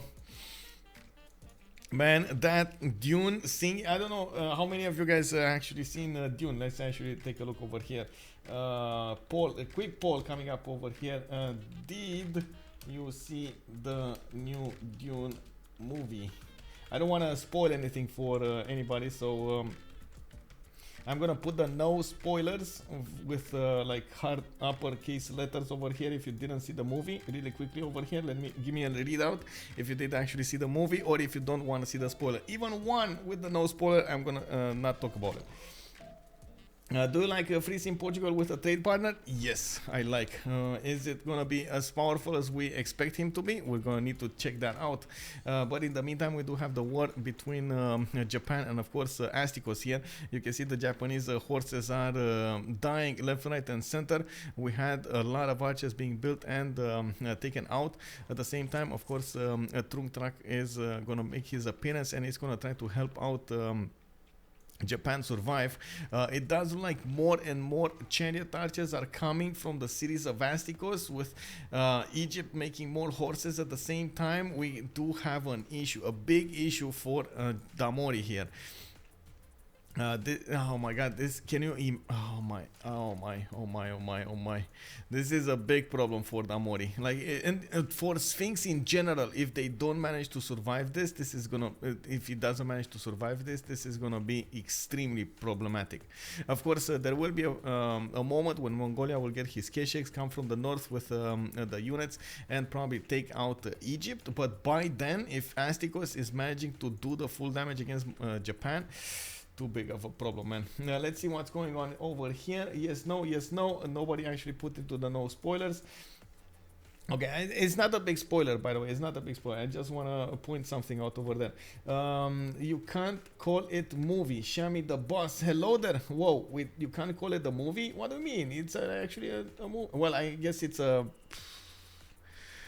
It's one of the first series. There will be at least, there should be at least 3 or 4 by the looks of it, how much they actually told us here. If Egypt gets Japan to use all the Sphinx horses, then none left for Mongolia or Norway. Yeah, well, at the moment they are trying to get as many as possible to Japan over here. And you can see Astikos is... well, losing a few units, but he's definitely bringing a lot more with these Mariano chariot archers getting to bear against the horses of Japan. He's also going, by the looks of it, Damori is also going to try to get an encampment so he can get some positioning. Okay, so talking about the Dune movie, it looks like it's fine. I am not going to spoil it. 9 did go, 9 said yes, 9 said no. I understand it's split, but nobody actually was making that much of a fuss about a spoiler. The thing is, in the Dune movie, you have a scene with the Sardu cars getting their early morning, you know, how to say, I guess prayers going, and that was like with big throat singing, and it's like...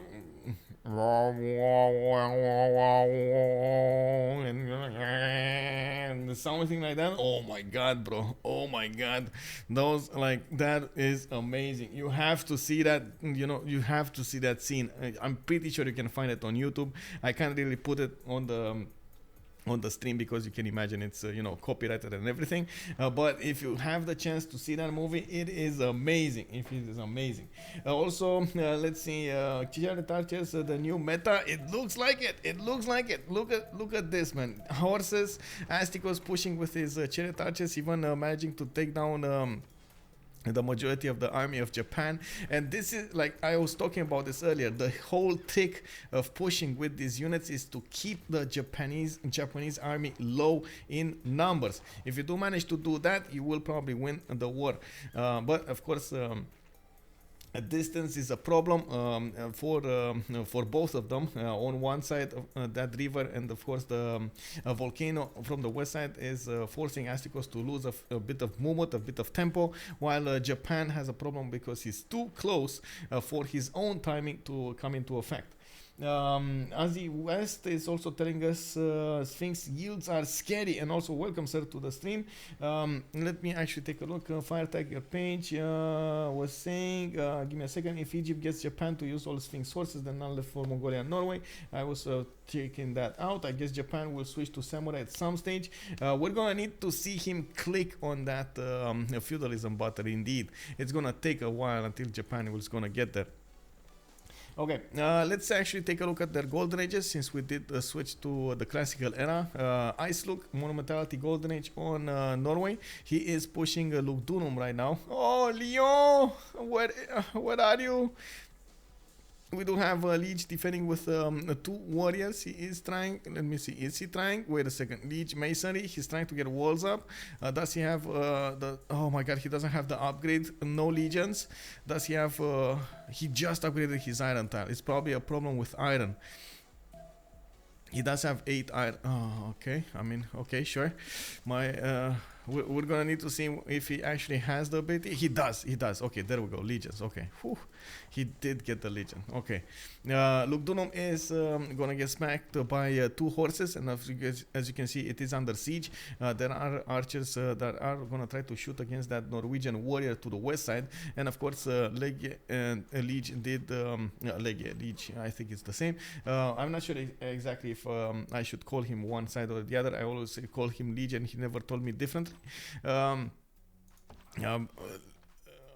Lege over here could have actually upgraded the warrior inside of the city to put that city to a higher strength, but he chose to put the defense on the outside, which is definitely not bad in theory. In this particular case, when Luke just smashed against the city, it might be a problem. We're gonna need to see if he is actually gonna survive, or the city of Lugdunum is actually gonna survive in this scenario. We did have Rome go 5 cities over here, which is you know, the meta to go for, and I'm pretty sure he can definitely chop some more things, including his walls, if he's using that Legion build. You know, he has a builder charge on the Legion, he can just chop walls easy peasy. Or another unit. Robot 3002, good evening sir. Legions, yes. Death is the biggest tempo loss in the game. Chopping wall, it could be. Let's see. Chopping wall might be. I'm so happy 42 was on the same frequency as mine. Okay, let's see. Japan still has a problem with Egypt over here. You can see the line of units coming up from Egypt, and of course Japan is trying to stabilize this. Another one of these forces will die to the concentrated power of the big Mariano chariot archers. Shooting from the forest, they will cut down their opponents. We do have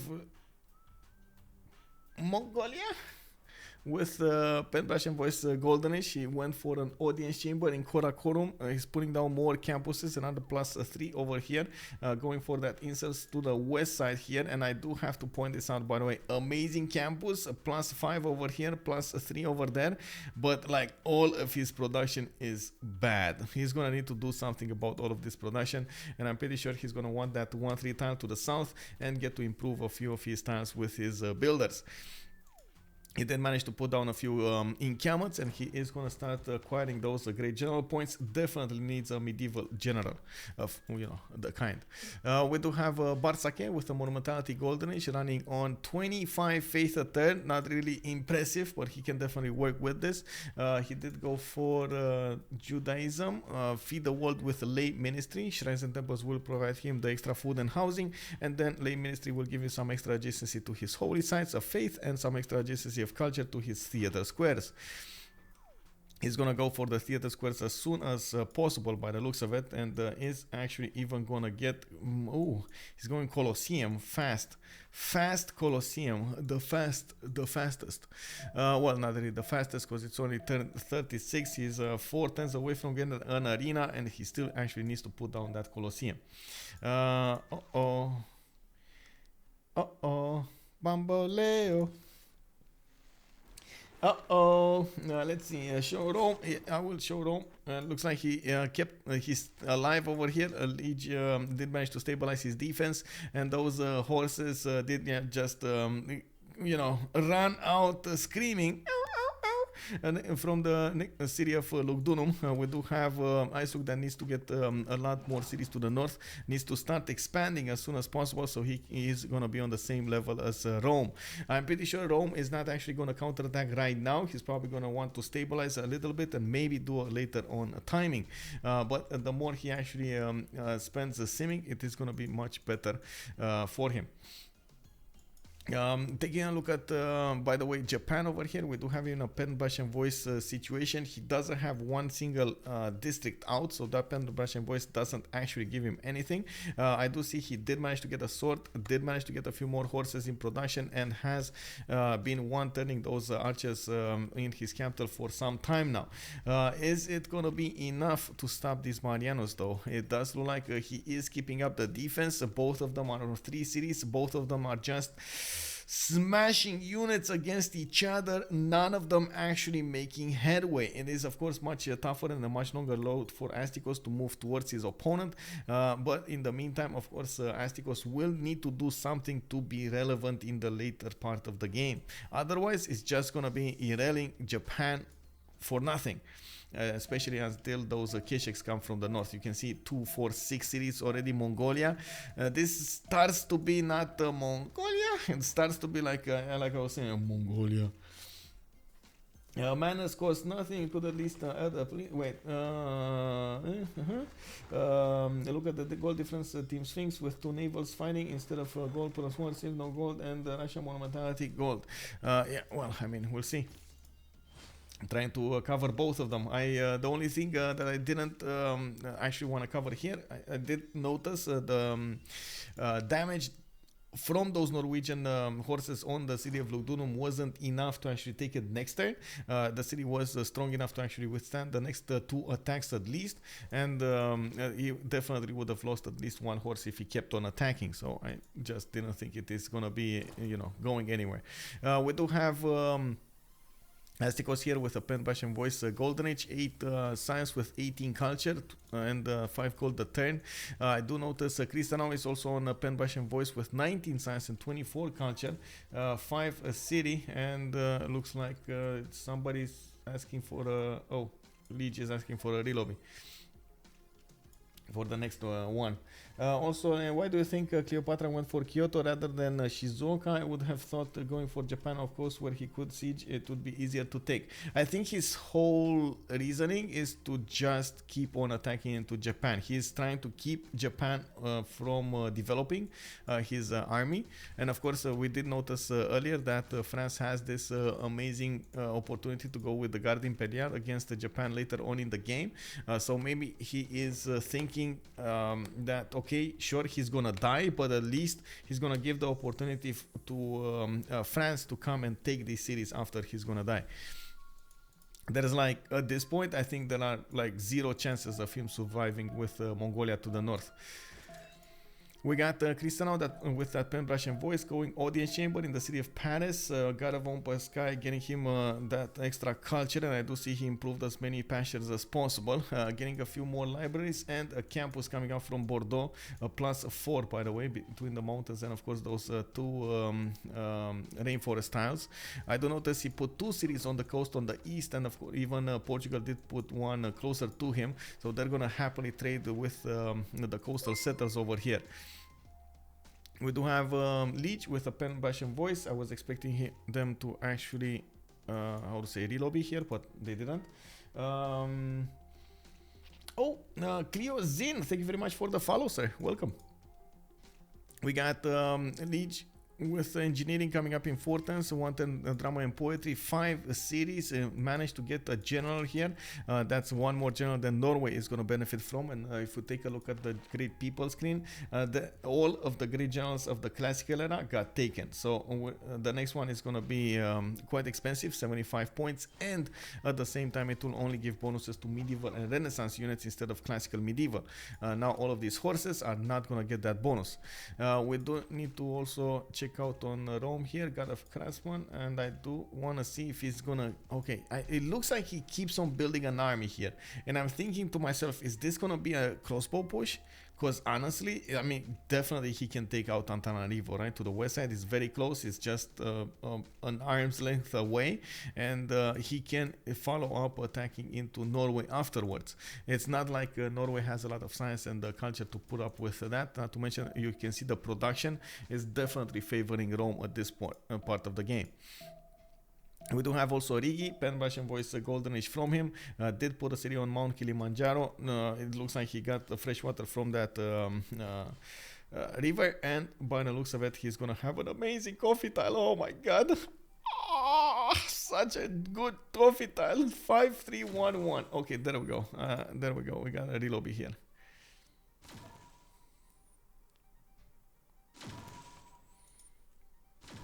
Russia faith per turn and has Colosseum yet. I didn't see the notification for Colosseum finished, and Russia's faith per turn is 46, sir.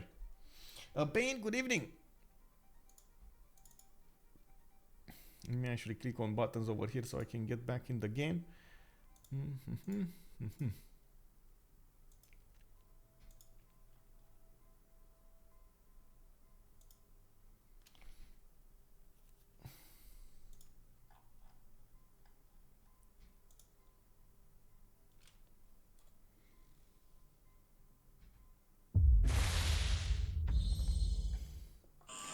Can you raise the opponent's capital? No, you cannot raise any original capital. I have to point that out. Original capital.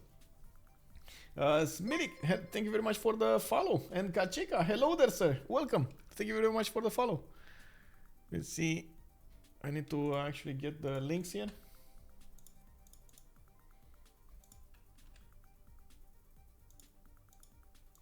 Oh, he didn't put up the link? Okay.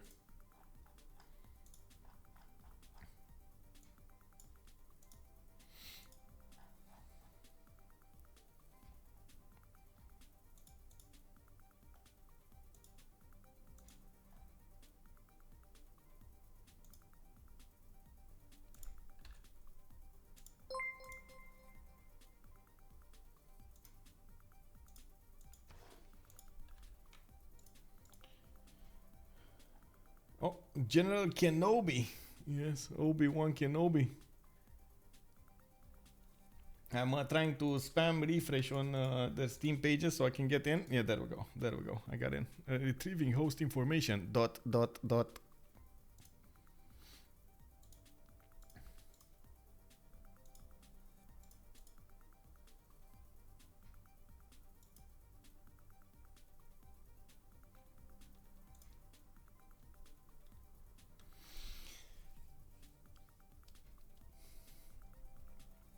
Oh, and you made a statement over here. Seems like Ulysse is a bit ahead of Sphinx.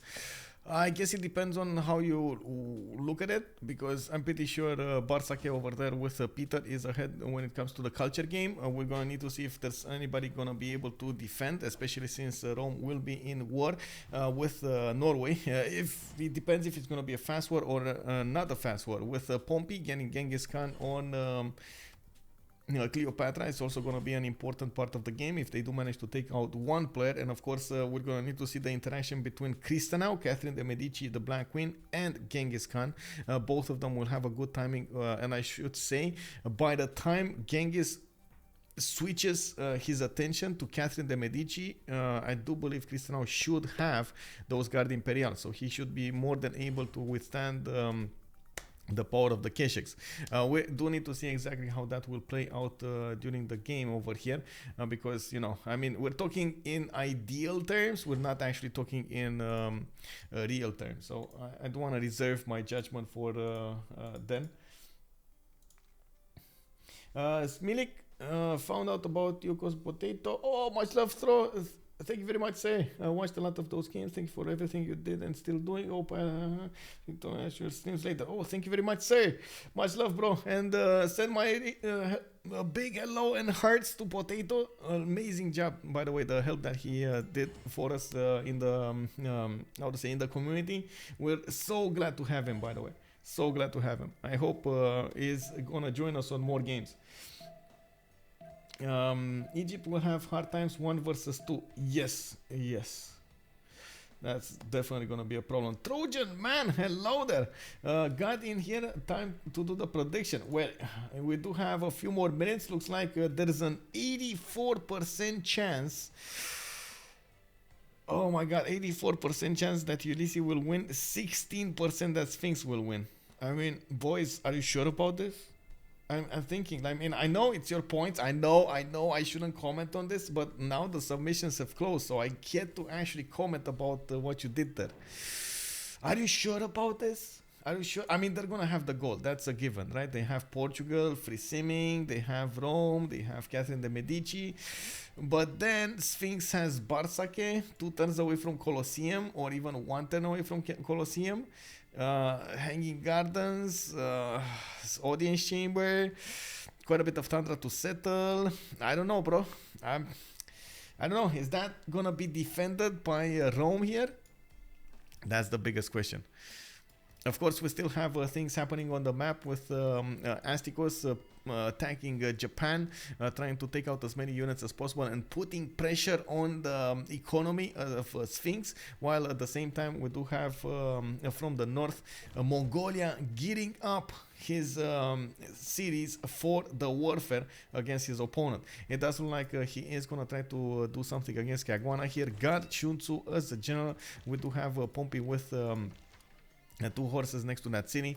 He does need to actually, if he wants to put Caguana under siege, he does need to actually cross that river where the builder is to actually get it.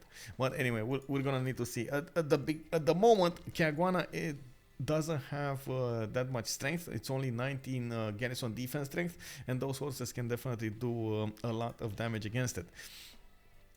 We do have more libraries coming up from Mongolia, and I do see he is 3 turns away from stirrups, 6 turns away from getting feudalism. He is preparing his chops. Got quite a few of them remaining in the city of Aksu, where he does have Magnus, and I do see the city of Keshker just got a big boost in his production. We got 2 to 1 tiles for the incest, 2 tiles around it, and of course Hami over here is gonna get more builders to actually help him improve his land. Drink water? Yes, sir. I do have to drink water indeed. Let's take a look at the gearing up for War of Lege over here while I drink a bit of water.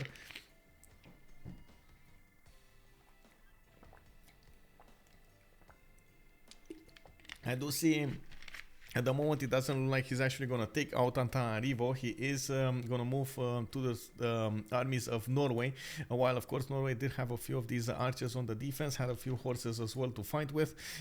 Did manage to get a religion here, and that's something that I didn't actually take a look at. Pony religion! Wait, the ponies! We got Norwegian religion with choral music and tithe, getting himself some more gold for each of that each of those holy cities, each of those cities converted to his religion, while he's gonna get some extra culture from his shrines and temples. Still a bit of a surprise, he didn't go all into his holy sites here. He's gonna need a lot more faith pattern if he actually wants to be with a good monumentality. Only has 12 faith a turn, not really an important number, and that actually eats away at his ability to develop his empire, especially with the monumentality era. In monumentality era, unfortunately, if you don't get the extra pen bash and voice bonuses or the free inquiry bonuses, you're gonna have to rely on your Moksha or Pingala or straight up campuses and so on, which of course most of the time you're not gonna get because you're going holy sites. So if you don't get holy sites either, and you don't get a lot of faith to counteract that loss of or that lack of other bonuses, it's a problem. Now we do need to see, of course, IceLuc over here, certainly more cities. He does have another one going to the north here, and he is gonna get a good, I would say, a +3 good holy site next to the mountains on that iron tile. Oh wait, does he have iron? Oh my god, he has iron, because I saw an encampment. Oh no, he's not gonna get to place it there. Well, I guess he does have another one here.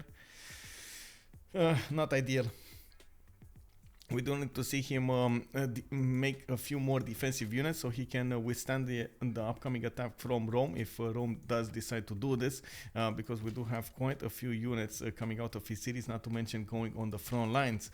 If Rome decides to do anything, he's gonna wait for mercenaries and crossbows. Also, let's see, you never see religious victories in 4v4. No, actually, I have to say, I never saw a religious victory in a 4v4. I did see one in a 6v6, but it was like 2 years ago, and it was basically like a friendly competitive game, quote unquote, not a tournament game, and well, a lot of the times the players just didn't realize what was going on. Also, Trojan Man saying, can Egypt get an extra settler to Rome?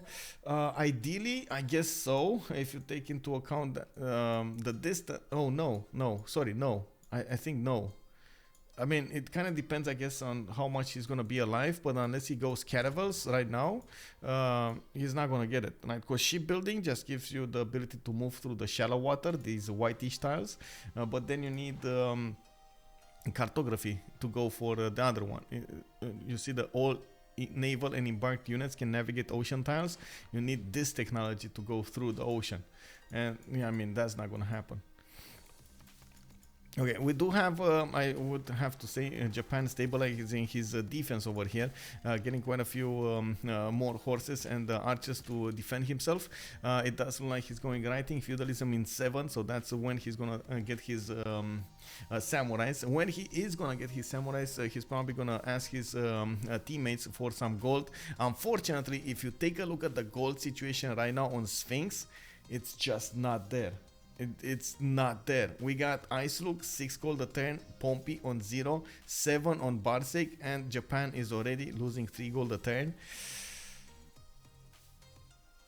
This is what I was afraid of at the beginning, because this was exactly what I was talking about at the beginning. If you manage to derail Japan not making any gold, their gold situation is gonna be in shambles. There's like no option for them to get the gold, right?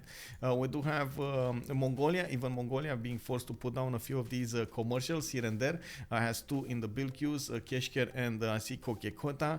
I'm pretty sure Aksu, yeah, there we go, Aksu did put one down as well. A bit surprising he didn't go for the next to the Gavron Plaza, but sure, I mean, why not? I did see a Colosseum built in Russian cities, and it does look like Bartsake is going to try to go for more culture rather than more gold, which is definitely going to hurt them a lot, especially since Mongolia in the next era will need to upkeep his units. I'm actually curious, how fast is he going to get to monarchy? Not fast enough, that's the answer. Stirrups 1 turn, feudalism 4 turns, he's on 2 gold a turn, not going to be enough to actually upkeep all of those kesheks that he needs. What he did manage to do is take away Kagwana, and by the looks of it, he did manage to snatch a builder out of that as well. He does have closer city to put on the attack on Egypt, and he can definitely get these units to Egypt. If he starts attacking Egypt, all of the Egyptian army will need to refocus its efforts on the defense instead of keeping on the offense. And honestly, at this point, Astikos with 5 turns for a settler, that's too late. Like, thinking of how many turns Mongolian Keshiks will need to get there, that's just too late. That's just gonna be an easy city to take over here.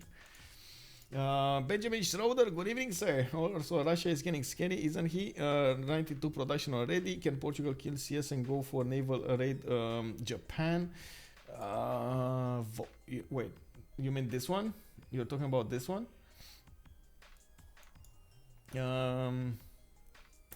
Yeah, well, what can I say?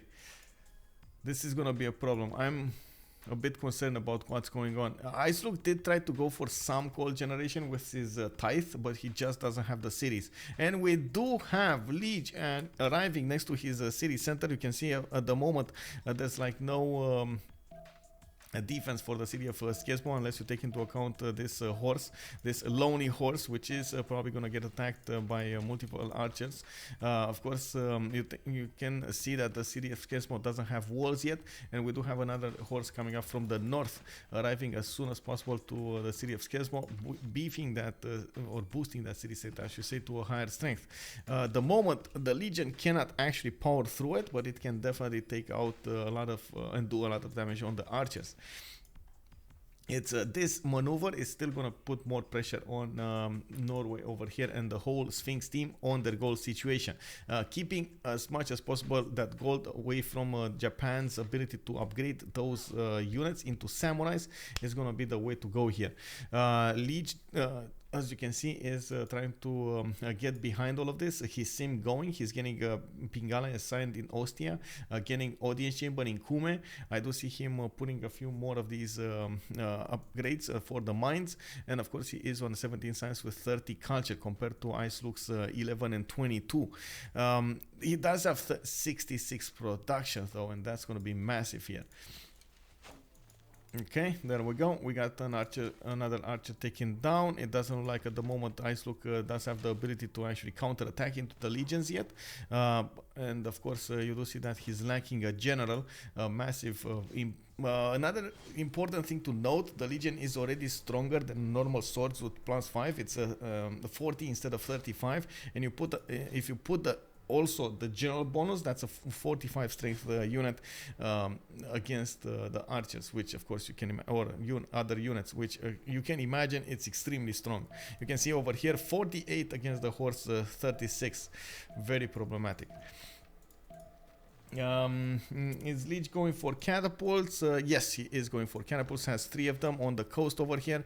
He is going to bring them as soon as possible to the city of Squadrons. The siege of Squadrons did start. That legion over here looks like it is impossible to kill, and IceLuc, even if he is trying to kill it, it's gonna be, well, I mean, you know, that legion is just gonna shrug off the arrows. Like, look at this. Tortoise promotion, archer 25 damage against the legions, 58. Not gonna make it, bro. Not gonna make it. Okay, let's take a look at what's going on here. It looks like Astikos did notice Caguana has been taken away. Pompi is going to keep on going with his generals and the horses toward the south. Astikos is trying to figure out exactly where his holes in the mountains are and putting some units over there, trying to slow down any kind of offensive, while he is going to try to get his audience chamber out and, of course, a settler from EW&W. Of course, we do need to see if we're gonna have samurais, enough gold for the samurais here. I have to say that there are possibilities of chopping, for example, mace tiles for some easy gold. I'm not so sure they have a lot of choppable mace tiles. I do see one here in Karakorum, for example. Let's see, in Russia, mace tiles. Another mace tile over here actually could do quite well to chop that out, because that is an awesome campus. Might as well chop it, so one of those can get through. Okay, why is Russia putting cities on the coast? Okay, I guess might as well just get as many cities next to Colosseum as possible. That's the idea. We do have those commercials finishing in Mongolia's cities. Of course, he's finishing up his orders as well. He did manage to discover stirrups, and it's probably just a matter of time until he's gonna put those Kesheks in production. We do have IceLuc, by the way, trying to defend himself over here, and you can see that he is managing to dwindle the numbers of the attacking force slowly but surely. We still have 2 horses, 2 archers, and 1 legion available for Lege to use against Sketsmo, but more of these Norwegian units are coming from the north. Of course, we do need to see if he's actually going to manage to get to his own feudalism and civil service, but I mean, in the meantime, he's just trying to convert as many cities as possible so he gets some extra gold. 12 science, 24 culture, only 4 gold a turn. Lege does have Buriga as a general from the south. He did manage to put it back, so he gets faster movement on the catapults. Let's see, does he? Yeah, he does have the 3 movement over here activated. And I did just notice Oracle got placed in the cities of Russia. Kazan just placed it. He does have magnets established there. He can definitely chop quite a few tiles over here to get that Oracle faster. In the cities of Portugal, you can actually see his economy is booming. Very good stats, 26 and 37, not bad at this era, especially with 76 gold a turn. Building more of those campuses from Visio. We got more traders coming out of his capital city and a few more builders so he can improve his tiles. Definitely, I would say he needs a few more cities. Even I would even go to say that it would be nice if he could settle 2 cities over here to the west side and get Naus to go against Japan. Woo! I'm sorry about this. Give me a second. Cheeky monkeys, hello there. He is falling before the catapults. You think that city is gonna fall before the catapults? It might be, bro. Also Vile Muffin, and they still don't have gold, so the sim will be limited. Yeah, I think this gold situation is gonna be the one that's gonna get them. They need to wiggle their way around that gold situation, and this is just gonna be a problem. We do have Ancient Walls finishing up next turn in Sketsmo. It does look like, of course, that Legion strength did go down a little bit, and oh, that's a lucky horseman. That's a lucky horseman. We do have, as you can see, more units coming up for Norway to get on the front line. He is going to try to take out that Legion as fast as he can. It is going to be important to take out that Legion. You can see he doesn't have enough experience to get to the 2nd promotion, and through his middle part of the empire, he's trying to put more of these archers so he can defend himself properly against Rome's incursion. I was expecting Lege to wait a little bit more, especially for that expo technology, or at least keep a few of these archers back so he can upgrade into expos because they do have the gold. That's the issue, right? They do have a lot of gold available. That would have been instrumental into him getting the win over here. I guess he didn't want to go as fast as possible against his opponent, and it does look like he's doing important damage against Norway, taking out a considerable amount of units and at the same time putting so much pressure on their economy. We do have Genghis Khan arriving at 12 gold per turn, and you don't really actually take the Khans here as a gold generator, but it looks like he can put up some gold if he needs to.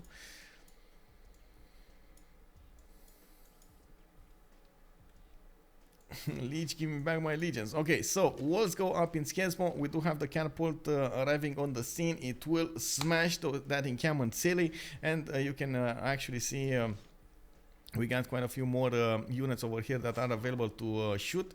1 legion went down. It does look like Lege will need to put more stronger units over here on the front line because at the moment his stronger unit got demolished. There are more legions coming from his cities, and they don't seem to have choppable tiles on the way, so they're not gonna stop and chop. But I do hope Lege over here is definitely gonna upgrade a few of these archers into crossbows. One of the problems over here, it does look like he's one turn away from machinery, and he only has feudalism in 4, so that means he's not at mercenaries yet. It's gonna take some time until he's gonna get there, and by that time, of course, anything can happen. We do have France here with a few more of these campuses. Did manage to arrive to 54 science and 33 culture per turn, putting down encampments, and looks like he's getting a few horses of his own. Doesn't really do an army, didn't really do an army though. That is a bit of a problem, but oh well, what can you do? Especially when you are so far away from your opponents, you might as well just try to sim more than anything. Now that we do have 10 more turns until the next era, I'm pretty sure they're gonna try to prioritize getting some sim done here. I'm a bit surprised we didn't see a Temenaki anywhere. Of course, there could have been a place here for France to go for it in the city of Marseille. It would have been a long time, but at least that would have been an awesome city. While we do have Bartsake, just simming amazing over here. Amazing sim, by the way. Great Bath, we got Oracle, we got Colosseum, Hanging Gardens, Temple of Artemis. Man, he's getting everything. One thing that I guess is the only thing that I'm not particularly fond of is his use of a plaza. He just put it somewhere in the north.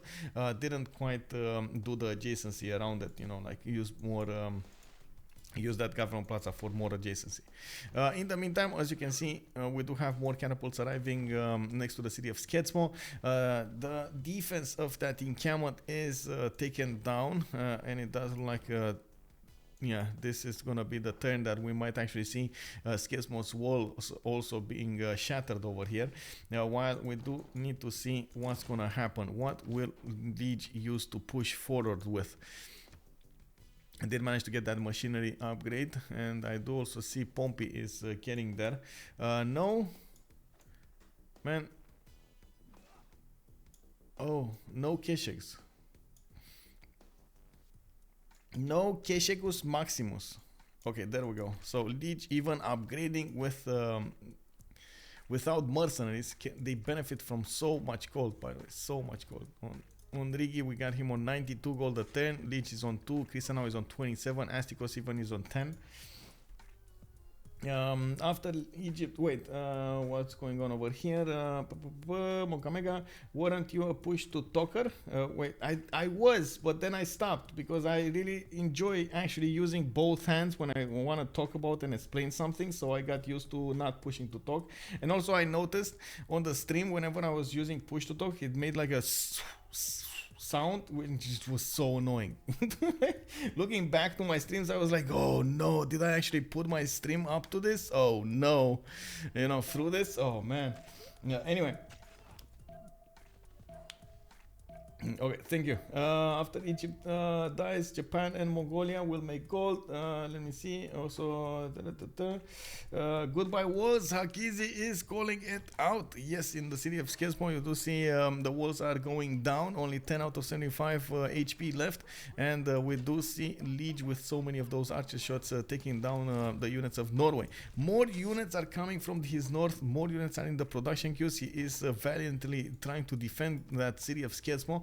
And he is gonna try to keep it alive a little while longer.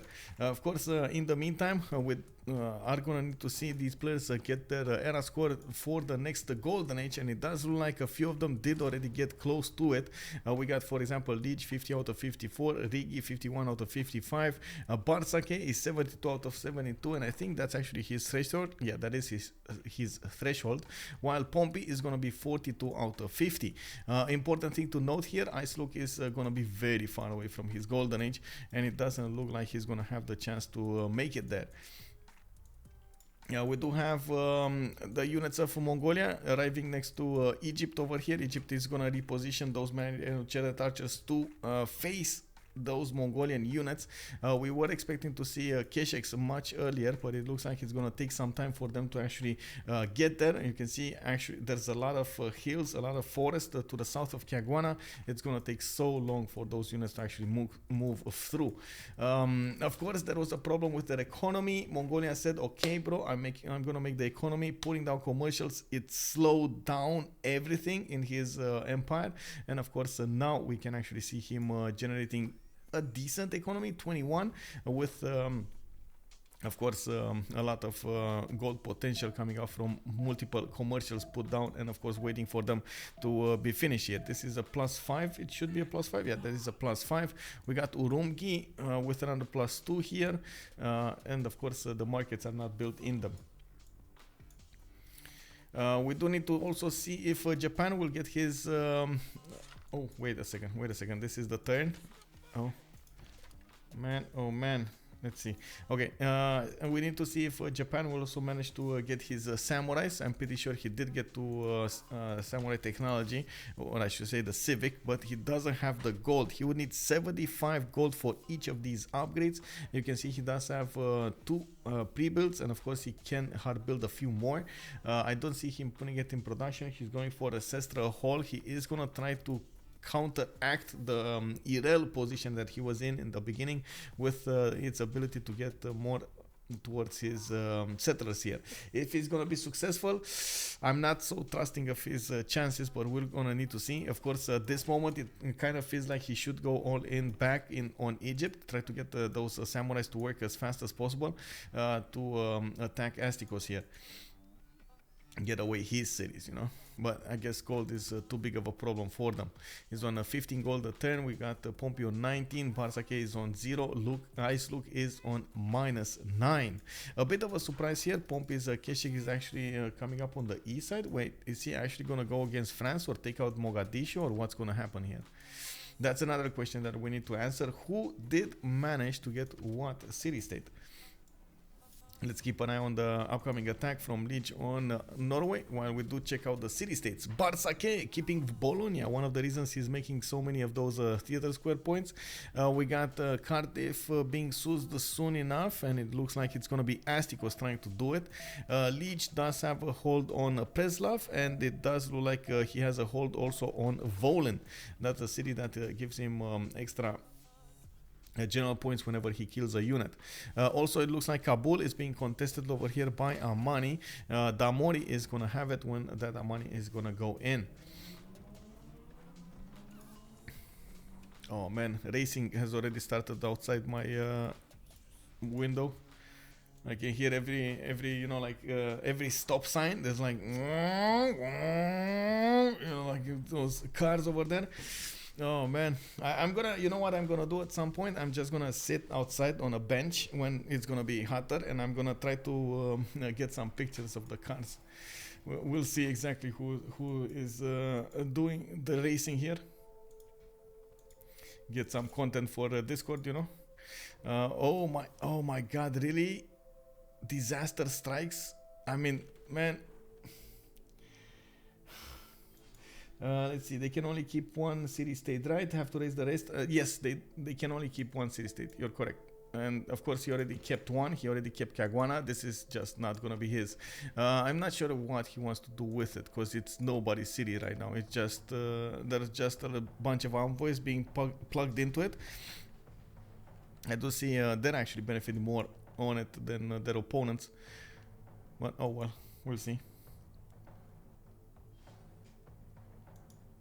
If only that flood happened like in 15 turns earlier. Yeah, I mean, yeah, Japan would have been dead by then if this happened. But this is, I mean, unfortunately, this is actually extremely problematic because, you know, he had just a few swordsmen that he could ideally turn into swordsmen. Into samurais, but unfortunately, with the loss of health over here, he's not even gonna get this option. I mean, sure, you can turn it into a samurai, but why would you spend the money, right? You still need to heal it, so it's gonna take a few more turns to heal. It's gonna take a few more turns to move and upgrade and so on. I mean, it's just gonna be a mess. We do have more Keshiks coming out from Pompi's cities, and of course you do see with the extra movement of the Ordo, they do move considerably faster than the horses. We do need to see when they will actually get on the front line and how will they and where will they get. It looks like they are going to go for the south over here of Kokekota. There are a few Egyptian units out of the chokes here, a Mariano Cheddar and a warrior, while Egypt is going to try to get a settler close to that fresh water. You can see he's one tile away from getting the fresh water on the 2-2 tile next to the volcano, while he did manage to stabilize the west side here. We got Harald Hardrada on 400 military strength. One of the things that I have to note here, he did manage to get a berserker out. He's gonna repair his outer defenses, and it does look like he has successfully defended this for a little while longer. We do need to see if Lege will manage to push through this. He's bringing a lot of military hardware. This is unbelievable how much military hardware is over here to pressure Norway. One other thing that I have to note, it would have been amazing if you would have had one single Norwegian longship to put into Skedsmo defense, so he could use actually the longship to beef up that garrison defense strength, and at the same time have an archer inside of it. But anyway, I mean, that's, you know, that option flew a long time ago. I'm actually curious, is he gonna manage? He's not gonna get his golden age. He's probably gonna want to stay in a dark age and maybe go for the next heroic. This is the problem with Norway, right? Oh well. We do have berserkers on the map, which does mean, of course, he's gonna get that awesome damage to go against his opponents. But you do see the berserkers are not as strong as you might think on the defense here. We do need to see exactly how they're gonna do the moves, or how he is gonna do the moves against Rome, or if he even gonna be interested of doing the moves. And he is actually okay. He's trying to take out as many units as possible from Rome, which is not bad, not bad. Definitely doing the damage here, keeping Rome busy. Of course, I still think it's gonna favor teams Ulysse in this scenario, especially because of Portugal's free spawn here. We do have also Portugal 2 turns away from cartography, 3 turns away from mercenaries. He's gonna be next to Guarda, and you do see these 3 galleys. These are gonna turn into nows, and I'm pretty sure they're gonna smash against Japanese cities as soon as they get the chance to do it. He does also have Artemisia as a great amulet, and well, I mean, that's not the correct one. He would need how to say, Renaissance one, I believe. Renaissance, yeah, Renaissance one over here. So it's gonna take a while until he's gonna get there. I do want to see who got Hypatia. We didn't see Hypatia. Oh, there we go. It was France that didn't manage to get Hypatia, with the libraries giving him 1 extra science point, and of course he did get a free library. He does have heavy chariots coming out of his cities, and encampment being put down from ruin, and I do see him trying to get more culture here. He did manage to get to 88 science with 46 culture, and he does have 156 in the bank. Quite important to note, by the way, Portugal on the west side could mean... Oh, he doesn't know about it. Okay. I wanted to say that Japan will probably see that, and he's gonna try to do something about it, but then I just noticed he doesn't see that, so he's not gonna do anything about it. I was thinking, okay, maybe, you know, he saw the city over there, he's getting some old like his own galleys, but then I saw science per turn, and I don't know, man. I don't know. Where did Egypt settler go? To the north. He went through the mountains. It's over here, actually. He's gonna try to put his city in a place that he could actually defend easier. Wait, what? Where is he going? Oh, he's actually trying to go to France? I mean, that's not gonna happen. Look at Pompi go, man. He actually big brained this out. He's gonna put a Keshik right in the face of that Mariano Chariot Archer. You cannot pass through here.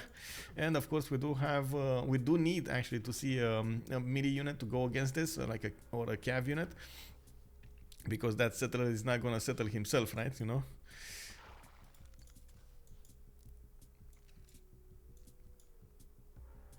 More Mariano Chariot Archers appearing on the defense. Racket did finish that audience chamber. I do see a Sphinx also coming out on the west side here. And of course, we do need to see if and when Mongolia is gonna go against his opponent here. At the moment, he's just putting down settlers on the coast to the west side, and he's gearing up for more production, getting industrial zones, getting more economy going on 41 gold a turn. Bartsake also managed to get a bit of an economy here with 21 gold a turn. That's actually not bad. Maybe he switched a few cards and got that. And at the same time, I do see him building up pyramids and getting some harbors out from the cities on the coast here. Not very good ones though. Level 1, oh, I should say 1 adjacency and a 3 adjacency, while he did manage to get one in Kazan with a 2 adjacency. Finishing up his Grandmaster Chapel in 1 turn, and looking at his culture per turn, he's definitely overwhelming his opponents. 177 culture a turn with, let's see, his tourism, 56 tourism a turn. This is a problem.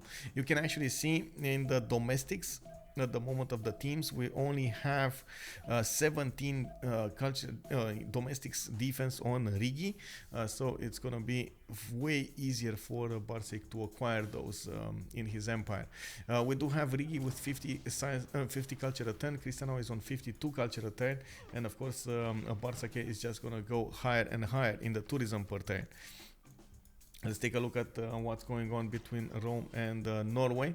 Of course, we do need to see if Rome will be successful over here. Now he's gonna have crossbows to attack into, which of course are gonna be much stronger units than previously than the previous archer unit. We do see the crossbows are doing important damage against the horses and even against the legions. But this legion actually has the tortoise, that's why it's much stronger. We do also need to see how Norway will manage to deal with this, because his production is just not there. Not only he doesn't have the economy, but his production is suffering. Smithy Bakali, I didn't watch this from the start. What happened to Japan? Japan got quote unquote, we call it erased out by Astikos. Well, I guess Damori is gonna try to defend himself. There was a massive line of Mariano chariot archers coming out from Egypt and going towards the Japanese cities. They fought for a very long time, like 20 turns. They kept on building units, attacking each other, trading units out, and so on and so forth. And at some point, Japan did manage to stabilize the defense over there on his side, and of course he did manage to get a general, while Egypt, even though he did manage to get a general later on in the game, he needed to defend against Mongolia, so everything switched. He needed to come back to his city. Also, we got Kacheko pointing out there is a 200 production available for Bartsake over here, 198 right now, with 184 faith per turn that he can use, of course, to develop his empire. Very important to note, he still has cities to put on the northeast over here if he wants to get more lavras and campuses and so on, and theater squares. He just prioritized to get this sim going, so he can get every city, as many cities as possible next to that Colosseum, to get the boost for that culture and amenity. Also, let's keep on watching what's going on here. Finally, it looks like Rome did breach through the defenses of Squadrons. The initial wave of units got deleted, and of course Norwegian crossbows over here are going to need to make the difference. Are they going to be powerful enough? It looks like with look, man, I don't know what he was waiting for, but because he hesitated, he lost that. Anyway, there is a possibility for him to actually go through the water towards his allies, and of course there is a city actually kept probably for him between Novgorod and Choir. He just needs to get that settler out. At this point, that's all his that needs to be his priority. He has another settler going to the west side here. I don't know why though. Honestly, why are you going to the west, bro? Bro, you gotta go back. Right, go right, not left, go right. Oh man, oh well, it happens, man. It looks like he will try to say he's going for sail. Yeah, sail away. We'll see if that's actually gonna happen. In the meantime, of course, he still needs to defend against these Roman units. We do need to see him getting a bit more gold for his archer upgrades, and the city of Squadrons is getting attacked. Okay, so that's what he's using his crossbow for, so he can counter these catapults. I mean, he doesn't have enough crossbows to actually counter into the catapults, and you do see he just lost the position over here. Way too many units coming up from Rome. Wait, what happened here? Settler lost. Oh!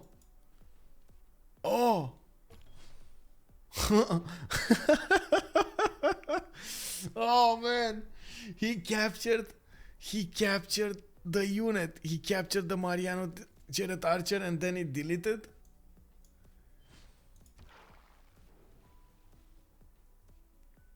Oh man. So I mean, with the Keshek, she managed to capture a Meridiano Chariot Archer, the one that was next to the settler, and the game just deleted the settler by the looks of it.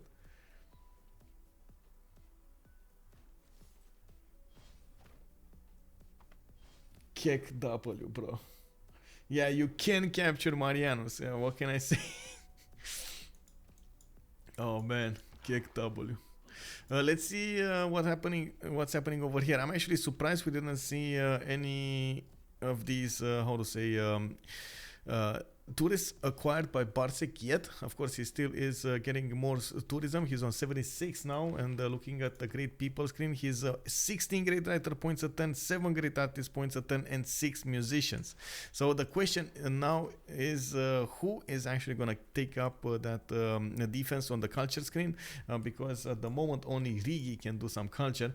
And looking at what he's doing here, he's busy attacking Japanese cities. He will have 3 cities that he can take out on the coast over here, and of course it's going to be quite important to see how Damori is going to react to this. I'm pretty sure he is not aware of what's coming against him. He does have Gary in the water that's going towards Volin. And of course, he is the moment locked over there, while those nows of Riggy are moving closer and closer. Did manage to get another admiral, and I do see one of his nows is a fleet here. But did he manage to get? Wait, he didn't manage to get the correct admiral. He just got that one admiral. Anyway, let's see the voting here. Please, wait, I'm on the second. Recon and Bilbao.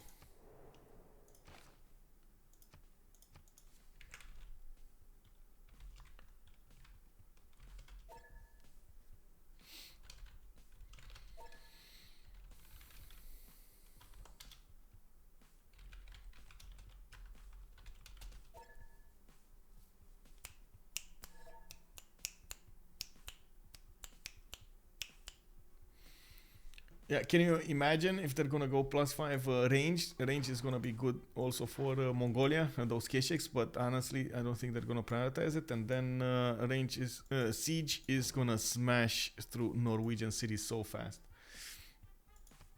Okay, so I go B into this and this and that. Okay.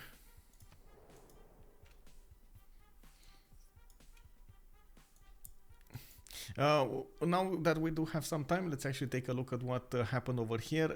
Harald Hardrada did not manage to get a golden age. We got Pompi in a pen brush and voice golden age. Bartsake monumentality golden age as his second one. And of course, he does have 235 faith to work with. Japan free inquiry dedication dark age. Of course, it's going to be a problem because he's going to lose the majority of his cities here. We do have Astikos dark age struggling to stay alive, getting as many Marianos as possible. We got Krystanow pen brush and voice golden age, and it does look like he's on 93 science with 56 culture. Lege is a 49 science, 41 culture with pen brush and voice. And we got Riggy over here with another pen brush and voice golden age with well, you can imagine 92 science and 50 culture is gonna be a problem for especially Japan here. Of course, I do see that the golden ages are favoring at the moment Team Ulysse. We're gonna need to see if Bartsake is going to manage to get that culture victory through. Still did not manage to acquire any of these tourists yet. I have to say yet. We're going to see when he's going to roll a lot of them. He's going to roll a lot of them. Probably first city from Japan is going to die soon. Let's actually see. That's it. Oh, it doesn't have enough movement. Okay. Not enough movement. He needs to be careful how he will attack.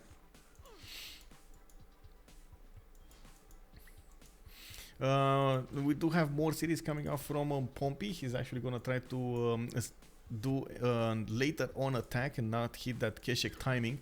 He did manage to get 48 gold per turn. Bartsake is also on 47, so stabilizing on the gold screen. While his buddies here, you can see IceLuc is gonna. Oh no. Oh no. Bro, wrong way. Wrong way, bro. Is there a city that we didn't see? No. No. I'm thinking maybe there was a city from Norway that we didn't see, but I don't see it, so. Anyway. City at Skesmo is probably gonna be attacked. I don't think Riggy should push here, so I don't think he will push. He's just gonna get his nows closer. So you do have to put them in a in such a way that you get to attack next turn, but you don't actually get seen by your opponent. These nows are how to say, fire movement, so they can definitely move a lot longer than your opponent can see. Salty Capybara, Portugal can take Japanese cities and open a path for escape settler from Egypt that way. Yeah, yeah, definitely. He did attack, bro. Oh, he's gonna try to take 2 cities. Okay, sure. I mean, you can do that. You can try that. He's gonna take Okayama, and then he's gonna attack Kyoto. There we go. Oh my god. Oh my god, Riggy, bro. Well, this is the moment Japan realizes is probably gonna have a problem. You know, he's probably gonna have to get a GTFO out of there. Anyway. We do have Skesmo also getting attacked here. It looks like it's on a sliver of health, and there is a legion available to attack it, while more ancient walls are being built in the top cities.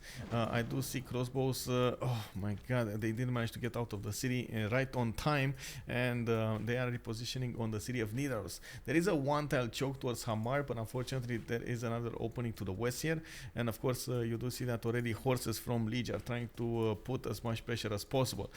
Oh man.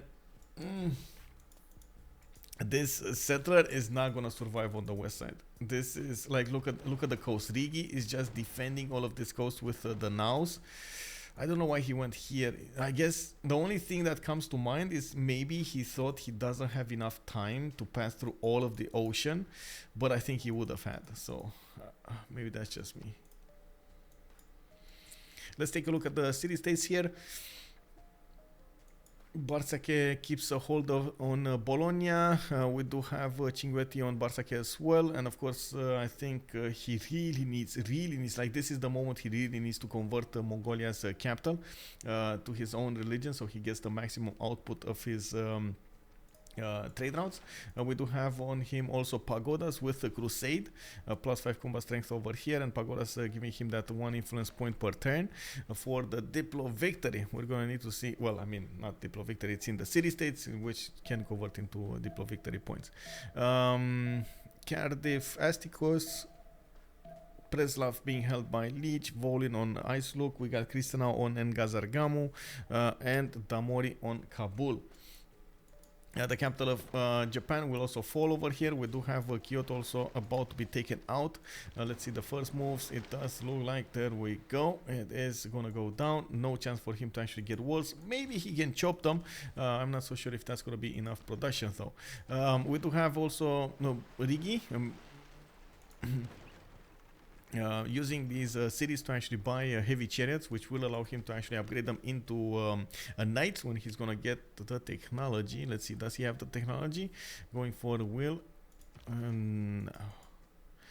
Wait, does he have iron? Yes, he does. So he doesn't have the technology. Okay, he just got wheel.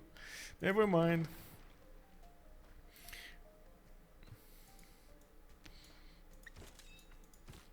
We do have Japan trying to escape over here, and it looks like Krystanow is gonna try to block his path with one single courser. It looks like that's gonna be enough for him to stop him.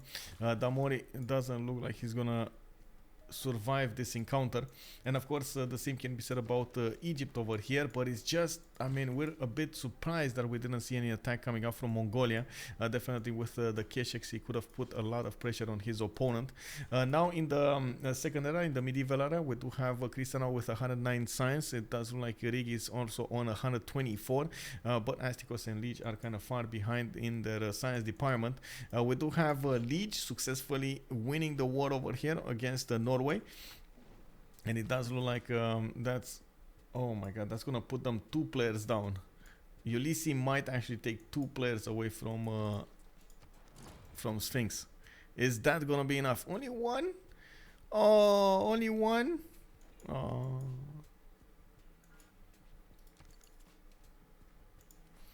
Hey Bob, hello there, good evening sir, welcome. This is a very odd Pangea map, like not sure if a side was a duck or not. Yeah, maybe a pelican, I was thinking of that, or maybe an alien, you know, with that, how to say, a small neck but a long elongated head.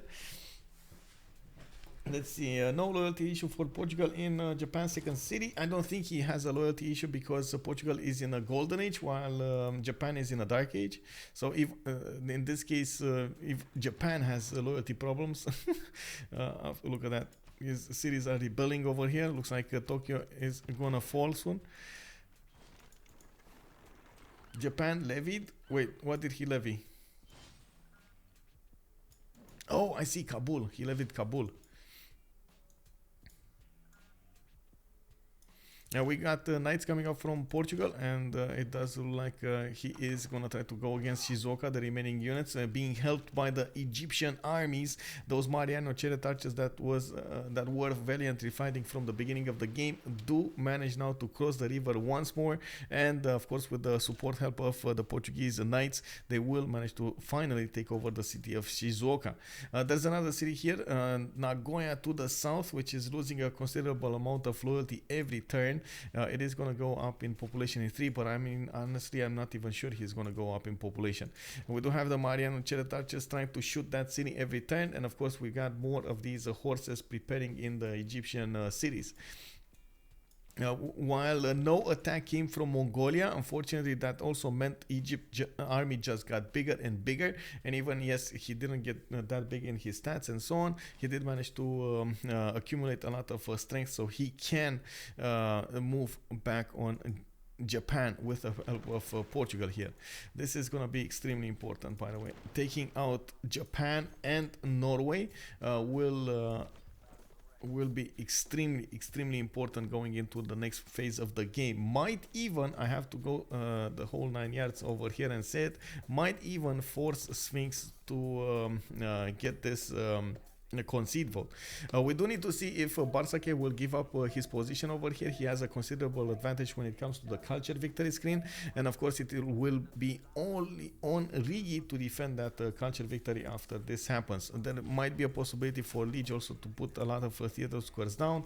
I do see him right now, he's focusing on taking down Norway rather than anything else. Wait, Christian Sand, Viking longships?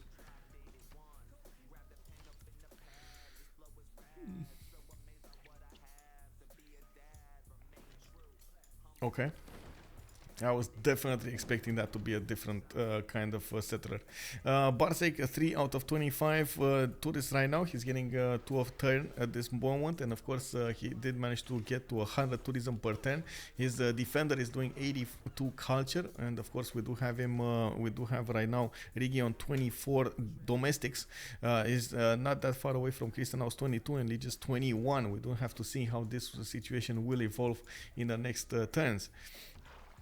I do notice Mongolia did manage to successfully attack the city of Mogadishu, and of course close that pass to Mariano for the Mariano archers to come out, and France did block the way for Japan's settler to come out of that Shizuoka city. This is Japan's only chance to stay alive. He doesn't have another settler to work with, and as you can see over here, it does look like his cities are 40 left, right, and center, even to the loyalty. Okay, he stabilized a little bit, plugged in Pingala in Nagoya. I'm pretty sure Portugal would need to actually take over Tokyo here, so he can get some more of this loyalty pressure on Nagoya. It's not a big city, but I mean, you know, it's more loyalty pressure from your population. You can do whatever you can do. It's still, Shizuoka is gonna be a tough cookie to crack, especially with Governor Victor inside of it and the samurais coming out to fight here. With a general, you can see these samurais are doing a massive amount of damage against these Mariano Chariot archers, and they're doing quite well against the knights. But it is a numbers game. We do have Krystanow moving in from the north, Riggy coming in from the southeast, and Astikos moving in from the west. There aren't that many tiles that, of course, Japan can defend in.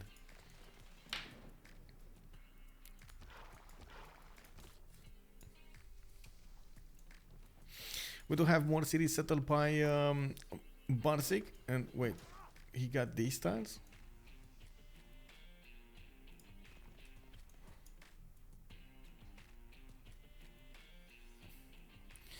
Japan with levied warrior could take CS. This one, you think they want to take? Well, I guess he could. Ideally, he could. He needs to keep it alive, though.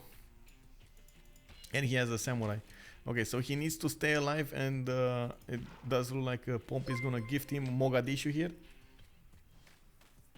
Wait, what happened here? Oh my god. In the ear, thank you very much for the follow, sir, and welcome. Merchant. Wait, there's a merchant. Oh, and we do have Isaac Newton coming up next. Let's see the merchant. He got Licinius Crassus. Oh, I see. Thank you. Yeah, merchant bought it. Yeah, you're right. I was like, what? Like, this is not Kree. What is this dark magic being used over here by Bartsake? Anyway, we do have Bartsake getting his harbors done, getting more commercials. Of course, he is going to try to get a bigger economy here. We do have also Krystanow, not that far away from getting his own Guard Imperial, and you can see all of this continent is his, the white continent. When those Guard Imperials get their +5s, it is going to be important if he can actually apply that military power against somebody. I do want to quickly check something over here. I did. Okay. No messages. Good. On the east side, we do have Nidaros trying to defend with those crossbows. We still have, by the looks of it, a few. Oh, finally, a settler coming out from Hamar. That means he could definitely get that settler on the east and set it towards Russia. But I guess, oh no, Tula got settled. Bartsake just closed the distance. Oh no, that one spot that of course could have been settled more faster by Norway. Oh well, I mean, he's gonna have to do something about it. You know what would be the worst thing ever for the Roman army? A flood. Can you imagine a flood on all of these tiles over here with so many low HP catapults? Oh man, that's gonna be tough. Can Norway get a knight? That's a good question. I see technology. He is going for printing in 4 turns. I don't see him going for knight. And I don't see him having the technology to get knights. Stirrups, I mean. He's getting berserkers on the west, trying to go against Portugal over here. Of course, those nows did see this coming, and even if the Viking longships will get a few pillages off, I guess. Wait, that's actually a good thing, because he's gonna get so many yields from these pillages. That's interesting.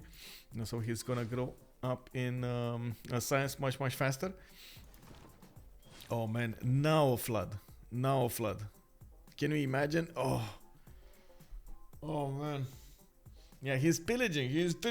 That science. Oh my god. Science, gold, everything. Culture. Let's go, bro. Don't give that bad juju. I mean, I'm trying. I'm not trying to, but we've seen it earlier on Japan, right? He got such a bad juju. Maybe this is Civ's way of countering. Balancing out the floods. Okay, we got Japan's levied warrior getting next to Mogadishu. That city is well under siege, and of course you do see it, it's 0 HP. Japan's warrior should actually attack next turn and take that city down. Next turn they will get city. Wait, This one? Yeah. Mogadishu, yeah.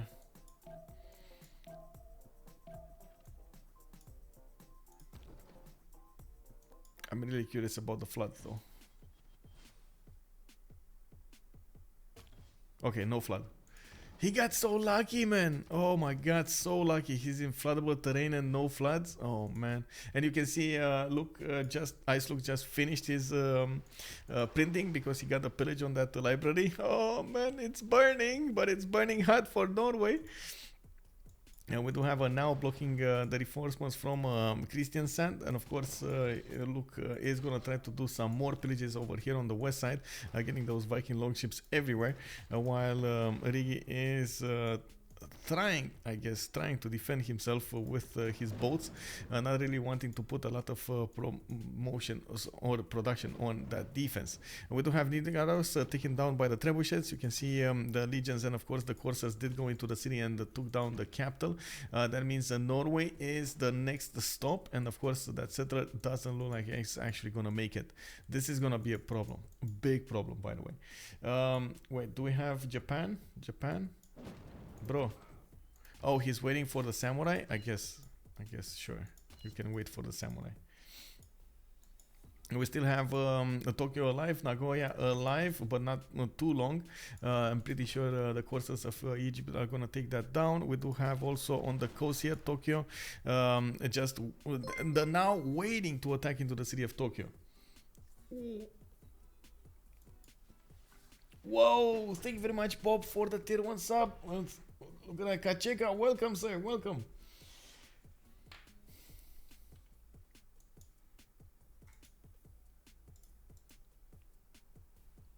Bam, bam. We got more samurais coming up from Shizuoka, and I guess this would be a good moment. Let me actually take a look over here. Let me do this. This is a good moment to do this. I need to get closer to that 200 mark, so I'm just gonna do this, you know. Let me see.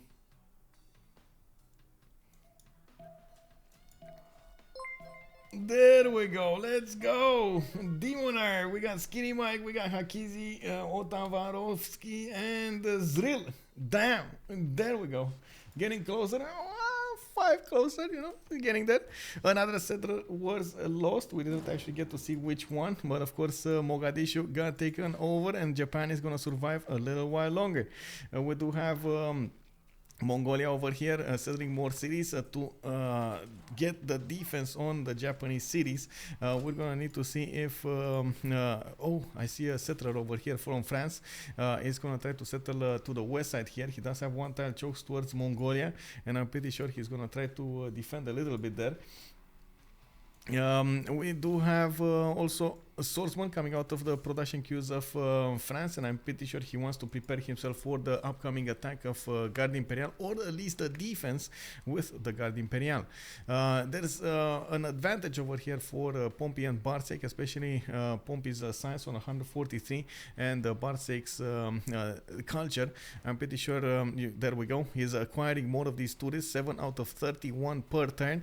He's on 109 tourism at the moment, and I do want to see if he's gonna get more.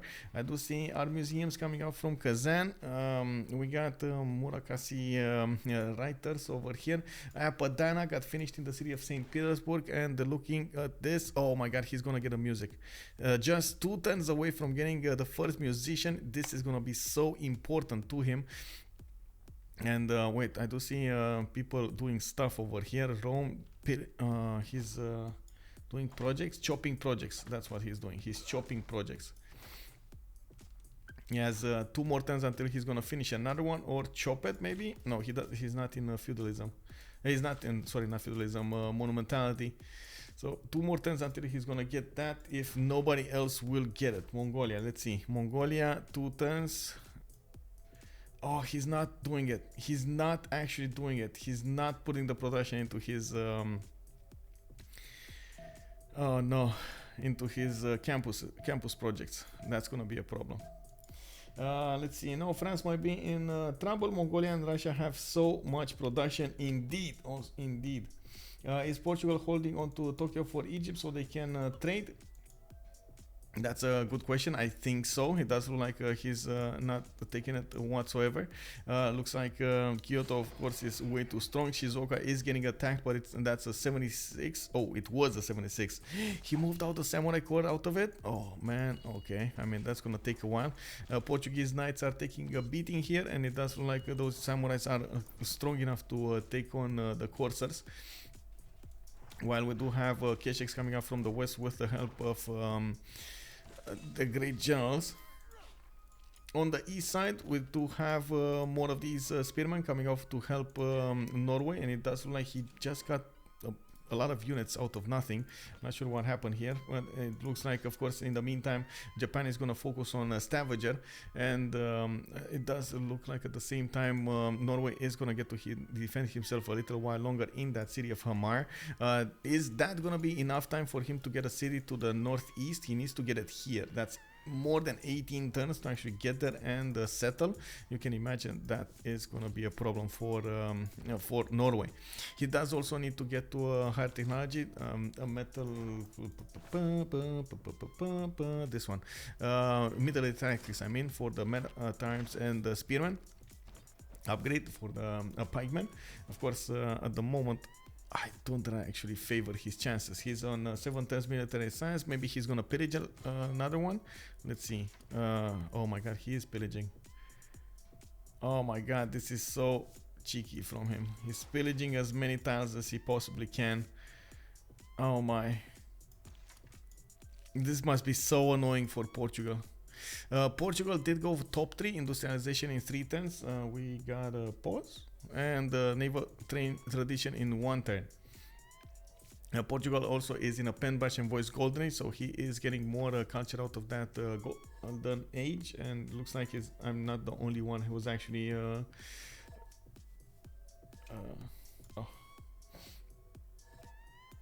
Yeah, very tasty pillages, yes.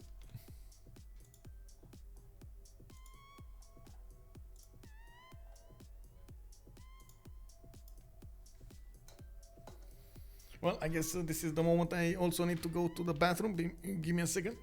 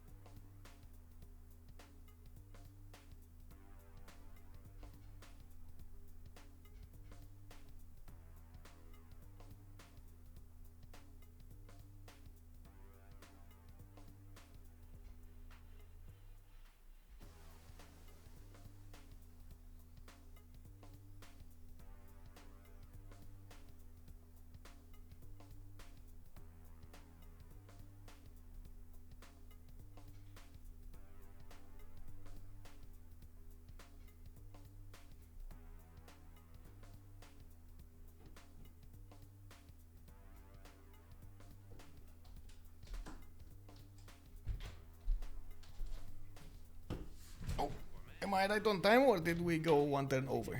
Oh, I see the Berserker moved 1 to the right and the horse pillaged. Did he manage to get that?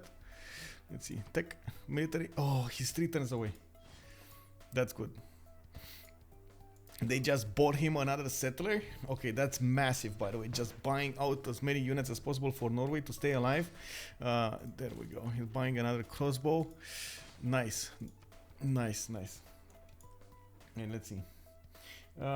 Pillaging and buying spears with ill-gotten gold. Indeed, I bet that spear is about 58 strength while defending. It is, let's see, 51 strength. Just about. Just about. Can you imagine the pikeman is going to be a lot stronger. Hey, Otavaro Vasti, thank you very much for being such a cool guy, man. Welcome, welcome. With much pleasure, sir. Whoa!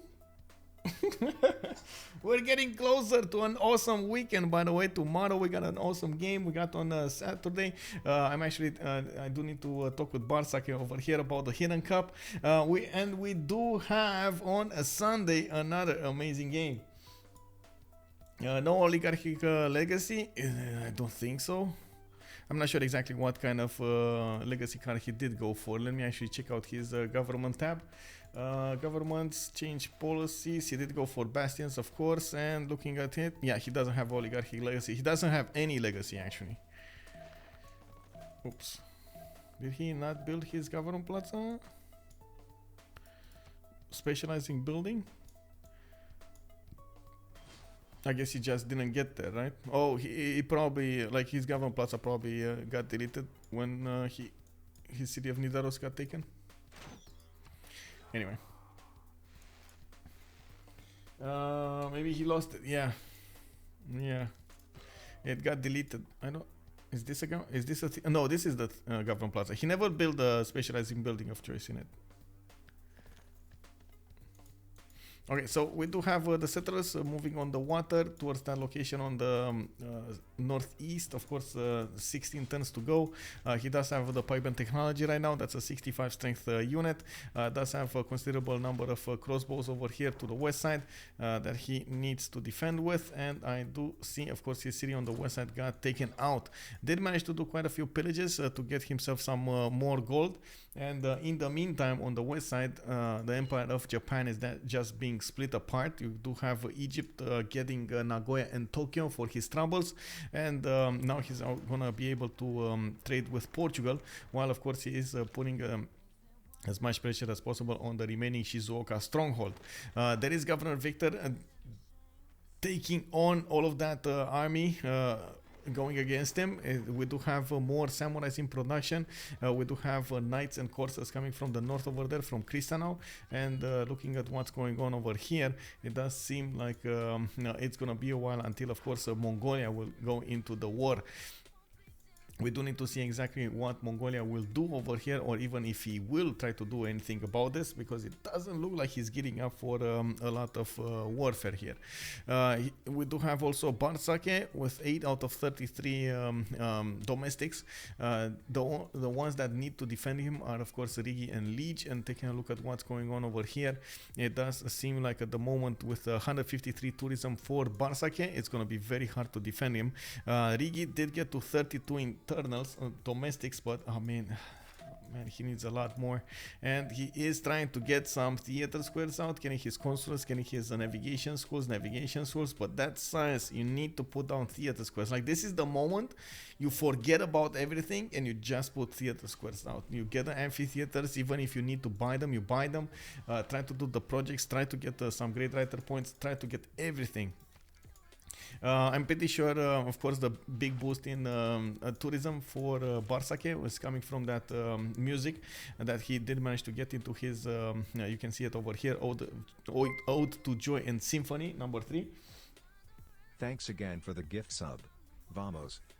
Oh, thank you very much for the 420, sir. Thank you, sir. We do have... over here, St. Petersburg with those 2 music slots in Apadana. I do believe we do need to see more writers also arrive on the scene to the south. And of course, we're going to need to check out if he is going to start up the projects for another one of these. Since he did manage to get the first one quite early, Johann Sebastian Bach, the next one, is going to be extremely expensive, 535 points, consider that the first one actually was 210. We do have actually a great engineer also coming up next from the engineer part. Imhotep is going to be the next one, and it does look like Portugal and Mongolia are going to have a fight for it, both with 2 points. In the merchant screen, we do have Mongolia with 14 great merchants, Russia with 15. They are definitely getting those extra trade routes. And in the great scientist screen, I'm pretty sure Rome did manage to get, there we go, Isaac Newton. Nobody did contest that in whatsoever. We did have also Mongolia managing to get Isodor of Miletus, and this would be a question: what is he gonna use it on? It looks like it's gonna be Forbidden City in the city of Aksu. Wax818, hello there, sir. Oh, long time no see. How are you doing, man? How have you been? In team games, is it better for one dedicated culture defender? Yes. But I mean, it kind of depends, because one dedicated culture defender as in to get a lot of culture, yes, because that's only what matters. But if you want to contest, for example, the great writers, the musicians and so on, it's good to try like others to try to get that as well. Try to do some projects and help you out. The only thing that matters for the how to say culture victory to go through is the defender. So you have to take into account, for example, in the culture victory screen, to get a win, Bartsake needs to get to 35 domestics, right? 35 externals, I guess. So that is actually Riggy's domestics number, 34 plus 1. That's how you get to 35. Only Riggy is actually the one defending. Nobody else from his team is doing the defense right now.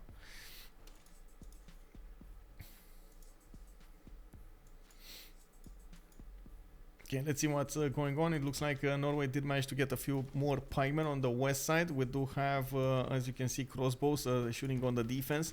And of course, these pikemen are going to be well equipped to defend against the courser and the horseman coming against them.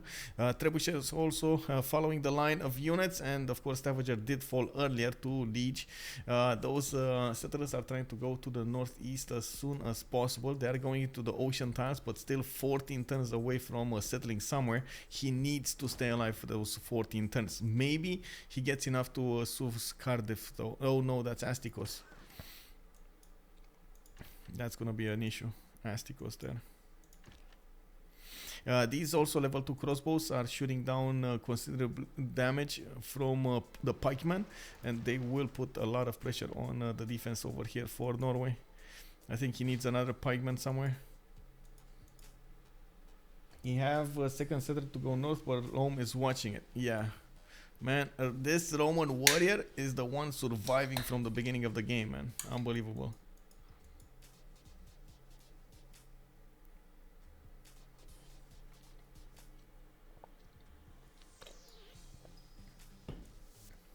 Wait, what was that?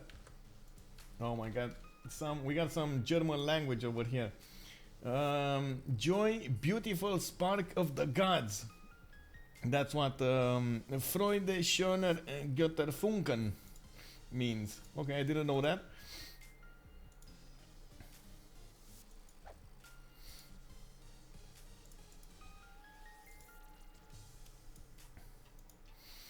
Turn 106 cultural victory. Well, now we are turn 72. Turn 106 is actually quite late over here, I have to say. Bartsake is 10 out of 37, and we do need to see how fast he's actually going to get this going. He is 149 science with 249 culture. He is in a monumentality era, so he's not going to lose science. He's not going to lose culture going into the next age. We're just 5 turns away from Riggy actually losing a considerable amount of culture from him, because he is in a pen, brush and voice, and all of these campuses and all of these harbors and so on are giving him right now 2 culture a turn. Putting a few of these theater squares on and getting a few amphitheaters as well is going to be important, and that's exactly what Riggy is trying to do. I do want to see if also Rome will do the same thing here, while at the moment I do see him going against Antananarivo to take it away from Pompi. Vocal Senpai, thank you very much for the follow, sir, and welcome. That's the lyrics of Ode to Joy. Okay. Oh, I thought you were going for a Great People Pantheon. Yeah, putting the sparks, man. The sparks. Okay, great purchase. No, great engineer. Emotep got taken away by somebody. It was Russia that managed to take away Emotep. I do have to point something else out, by the way.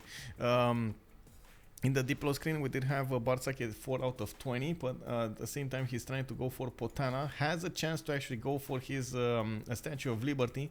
And the thing that I really want to point out is his ability to play the rock bands in the cities of Mongolia.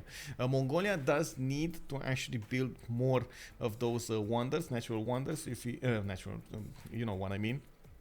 Great wonders, the buildings. So he does allow his opponent, his neighbor over here, Russia, to actually play a lot of those.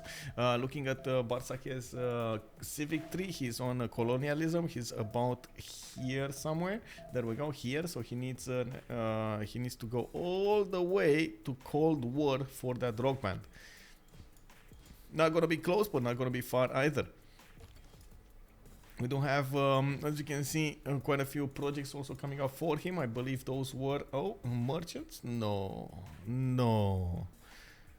I thought initially those were great writers, but no. What is he doing? Oh, wait. Prophet. So he's going for more faith.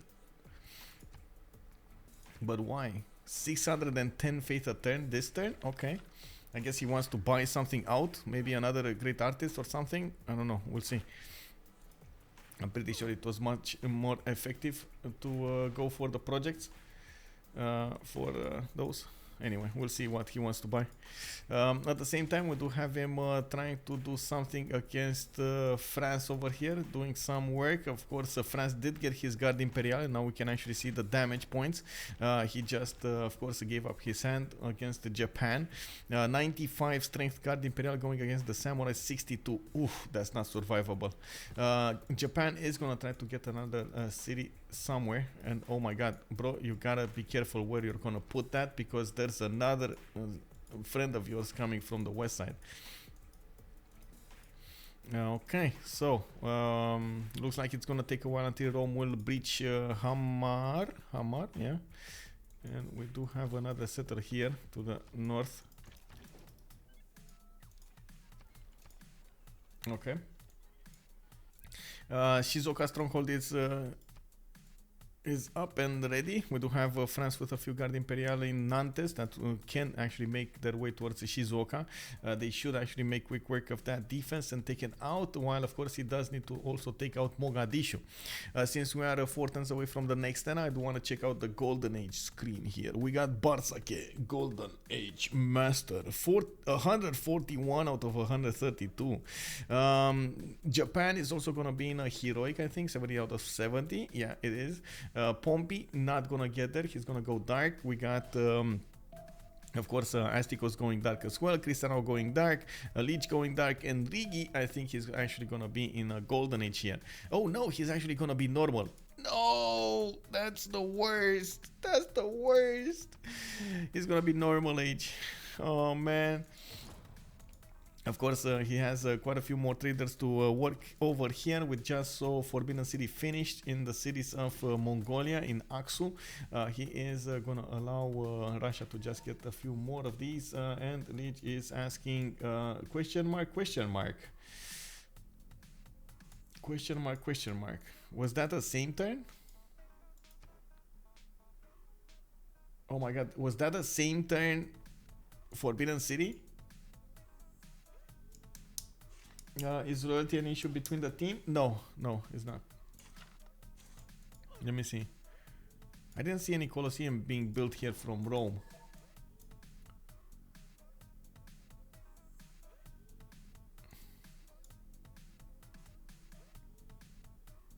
No, about builder. Builder? There's a builder somewhere? I don't know. Anyway. Okay, we got Portugal building at least one frigate to defend himself against the Berserker. The Berserker has been happily pillaging the north of Evora here for some time now. And you do see it does considerable damage against even that warrior. Portugal could actually upgrade it into a swordsman if he really wanted to. Settler robot 3002 settler. Wait, you're talking about this one? But I mean, sure. I think he saw it.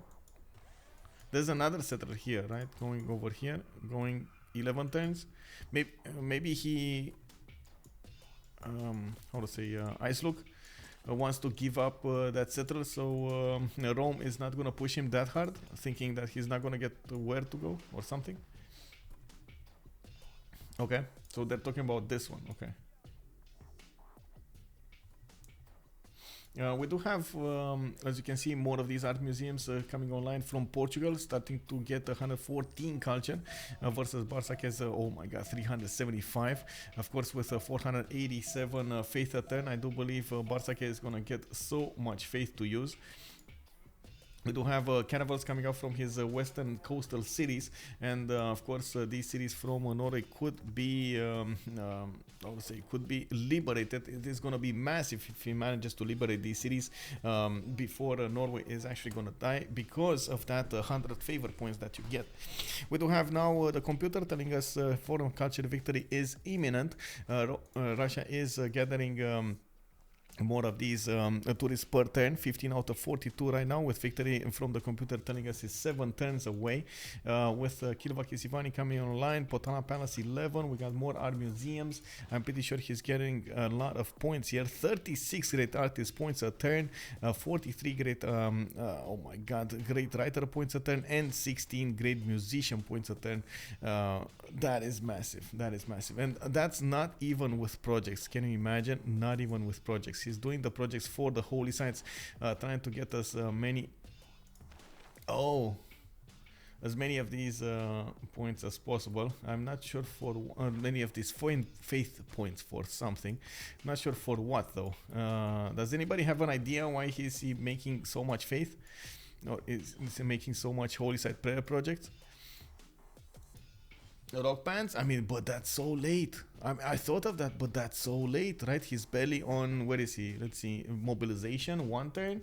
Like mobilization is here.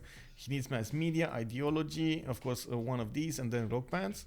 I guess he can start now and get like 5,000, 6,000, 7,000 faith.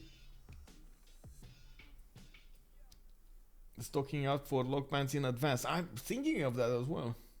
Maybe engineer for wonder. Yeah, that could be a thing. He does already have Emotep, but I guess that's not going to be enough for the wonder. And looking at the first one, Riggy did gain the 2 diplo points, so I guess it's just for a deny, not really a victory condition here. Because then Russia did manage to get Mahabodhi. He's trying to build the Potalas to deny it, and in the meantime, Riggy is going to be quite late on his statue. Althirian pointing us out 100% they win culture on rock bands. If they don't die to Guard Imperial though. Look at the guards. The guards are coming. I don't see Mongolia building up a defense here. I'm actually extremely okay, finally he's actually getting some units out. Only 2 encampments. That's it, 2 encampments? Yeah. I mean that's only 2 orders, that's not gonna be extremely fast units. And he does need at least cuirassier corps to trade with France. Let's actually see. Tech side, we do have Pompi, ballistics 2 turns. Okay. They do have the gold. Yes, they do have the gold to upgrade them. 127, 121 per turn.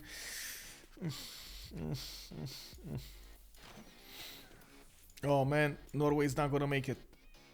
Oh no. It's gonna try to make it here. Okay. He's gonna try to survive a little while longer in the north part and then come back.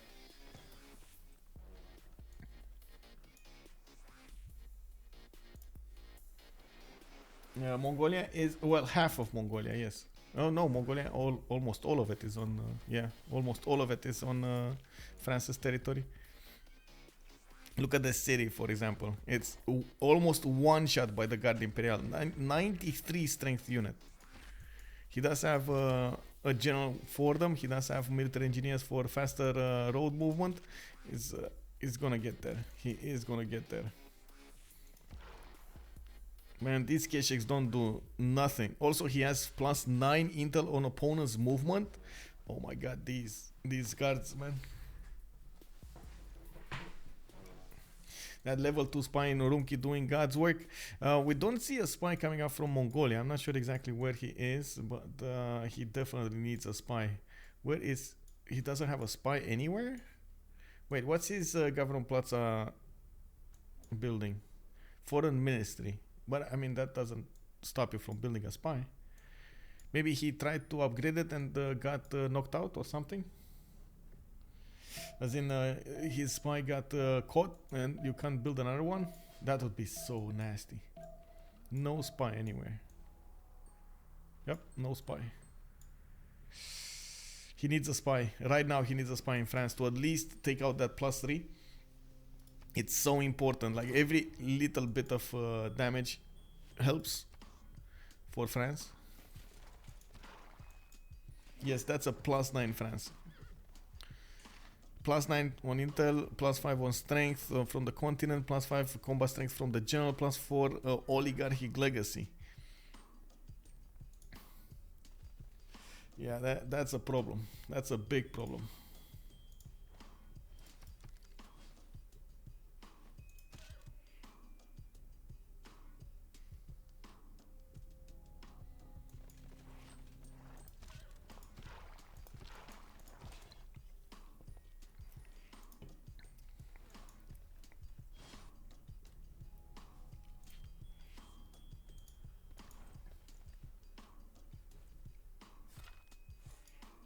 And this city is gonna die next turn. Do they have... No. Okay, looks like we do have the core ability started up on Mongolia. Next turn he is gonna get ballistics, but I'm pretty sure Krystanow is gonna try to bump against that city as soon as possible. He will have a problem actually upgrading these night cores into something stronger as soon as he can, and of course I do see in his main cities he doesn't keep on building them. It would be really important right now to actually keep on building those units.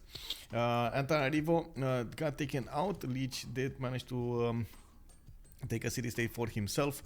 Now it is the moment that Lege will need to recover in his science and culture. We just passed into a new era, and you do see Riggy's culture did go down considerably. That means also his defense on the culture tree did go down considerably. He's on 44 and he's going to stagnate a little while there. And we do have 243 tourism a turn for Bartsake with 367 culture. He's putting down encampments at the moment, and he does have a lot of faith to use with 600 per turn. You can imagine that is a lot. Thinking of what actually he's gonna do here, we're gonna need to see. His Cossacks are not gonna be on the same power level as these Guard Imperial, and barely Mongolia barely will stop them, probably in the mountains. We're gonna have to see after next turn. Pony, oh wait, minus pony, bridge dam, go for Bilbo.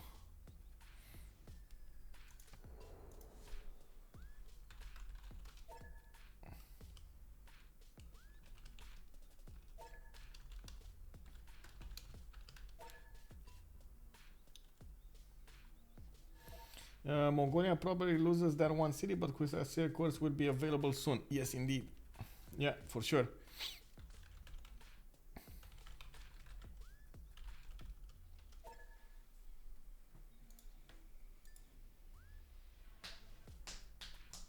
I want to see the Cuirassier course should be like what, around 90 strength, 85, 90 strength. I want to see the full damage. He still has the Mongol horde, he still has the military alliance, the combat general, and so on. Should be important. Such a shame to vote against the pony religion. I mean, yeah, what can I say? The ponies, man. Oh, Shade Tanetin, thank you very much for the follow, sir, and welcome.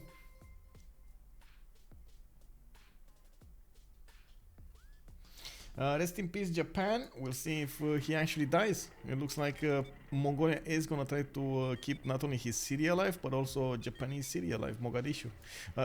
Japan did manage to get a settler here, and he's trying to get as fast as possible to northern site.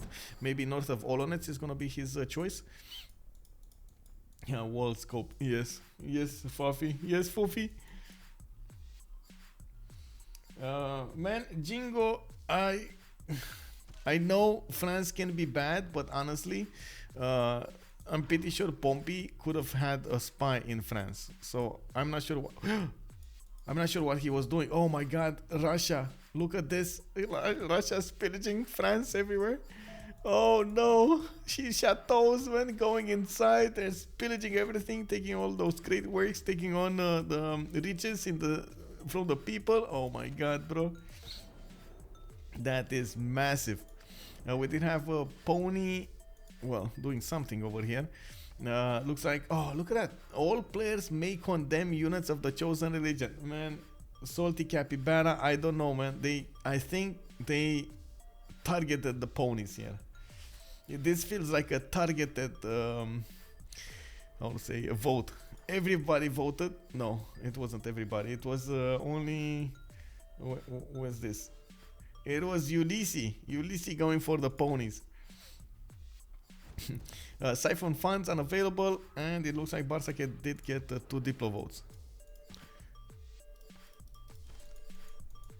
Oh, Ulaanbaatar did fall. We do have the first Cuirassier Corps coming up over here with not enough strength on them. 80 strength Cuirassier Corps, not enough strength. You can imagine if he actually had that extra strength from a general and that extra strength coming up from that how do you call it, the extra diplomatic visibility on France, it would have been massive, but he doesn't. Where is his spy? That's what we're asking ourselves right now. Where is his spy? Oh wow, we didn't watch Egypt, but Egypt did manage to get the statue of Zeus.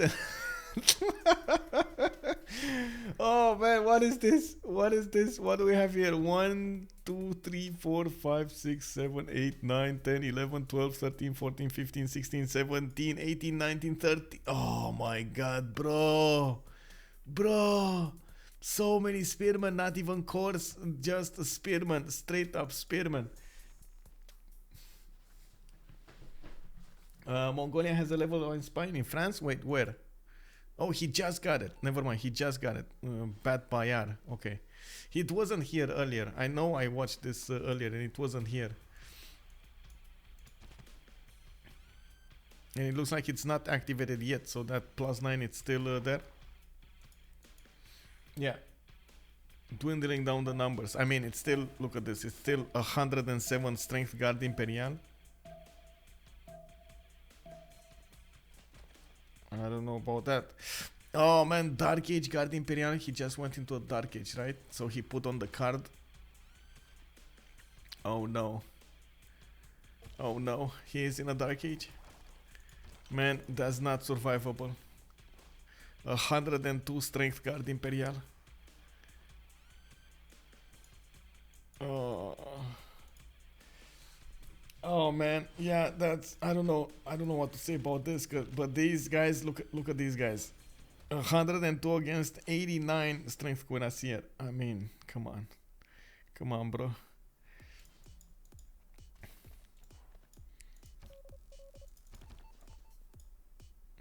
At least he got distracted a little bit with the Corsair course, right? Pillaging his cities. And the good thing is he's not really gonna get to build new Guard Imperials. It's gonna take him so long, and it's not like he has a lot of production coming out of his city, so that's good. Let's take a look here. Bartsake is 17 out of 47. He did manage to get those Diplo points. So on the Diplo screen, he is now on 8 out of 20. Okay, and that's without Statue of Liberty. He was preparing to build the Statue of Liberty here, probably right after he finishes the harbor. Taking a look at also Portugal, we do have the statue 6 turns away from finishing in the city of Lisbon. That is a 69 production city. And I do see he does have a chop for it, but it's kind of a weak chop. It's a reinforced one.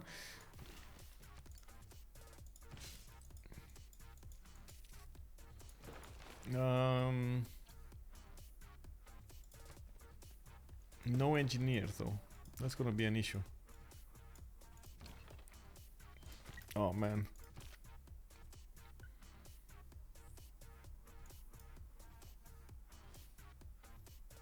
I'm pretty sure Mongolia would have needed a lot more units faster here. Bartsake did manage to get to 203 science, 367 culture. I do see Pompi is struggling to get to steel walls as fast as he can, while of course Damori is going to try to get that city to the north here. It's really important for him to survive the next 6, 7, 8 turns, I guess, until he's going to get another city to the north. At the same time, we do need to see if Mongolia will manage to stabilize the defense. I have my doubts here. Did manage to plug in that spy inside of the city of Paris, which does allow him to deal, sustain a little less damage from the Guard Imperial. And I'm pretty sure at the moment is just, he's gonna be good even if he just puts scouts in front of that city of Mogadishu to just delay the Guard Imperials from taking it over.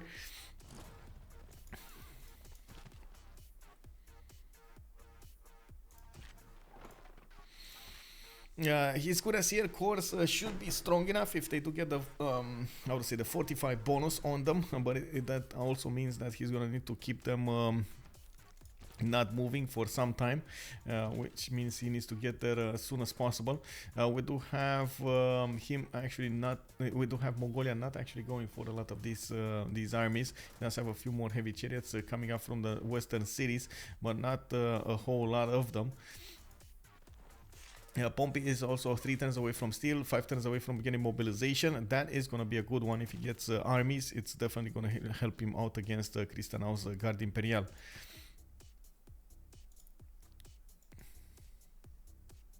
Wait, Pompi did... Oh, Pompi went normal age? Oh no, that would have been also good for him to not go normal age. Oh, what is this blizzard? I guess it did improve a few tiles, but it destroyed so many of them. Oh my god. Maybe guards should have gone straight to Mogadishu. I think so. Yeah, I think so. This is bad. Also, Cold Beer is asking us about Norway. Norway city is without walls here. One of those bombards did manage to shoot down the walls. It looks like Sarpsborg did get to settle over here to the north, allowing him to get another city. Oh, he's gonna settle. He's 6 turns away from settling a city here. He should be able to settle. It doesn't look like it's gonna be enough time to go and take over the city of Sarpsborg. There's another settler in the water going to the north. I'm trying to keep that.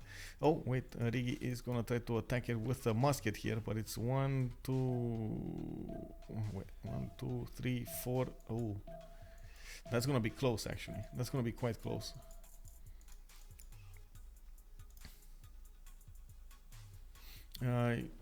We got Demonar saying problem is Mongolia's land gonna be terrible for rock bands because he'll have to make units instead of building theaters and stuff. I assume Portugal is gonna do it. Yeah, Portugal is the one trying to defend here, but he only has 110 culture, and you can see every time Bartsake is getting more of these tourists. I mean 22 out of 51 right now, and he didn't play one single rock band for it.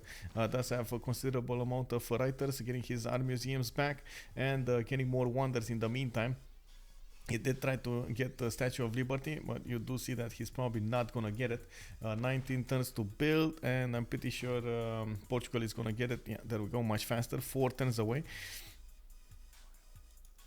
We do have Cuirassier Corps showing up on the front line here, and does look like they did stop the Guard Imperial attack. They cannot be two-shotted, and it's going to take a long time for this Guard Imperial to actually get through. We do have more Cuirassiers coming over here, and of course Pompi is going to try to push back after that. Oh, even there we go. Even Cossacks are coming on the defense of Mogadishu. Well, I guess Damori's prayers have been heard. The Russian Empire and the Mongolian are coming to help him out. France needed some more pre-builds, for sure. For sure. I guess he was just pressured into doing this.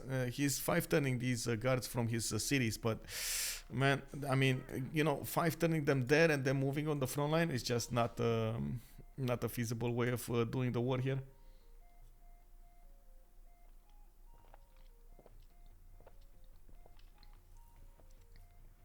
Oh, Black Hawk Down. That's an amazing movie, by the way. I really like the movie. If you guys don't know Black Hawk Down, it's amazing. Even the songs, amazing, by the way. One of the, I think, first times I managed to actually get to hear Hans Zimmer.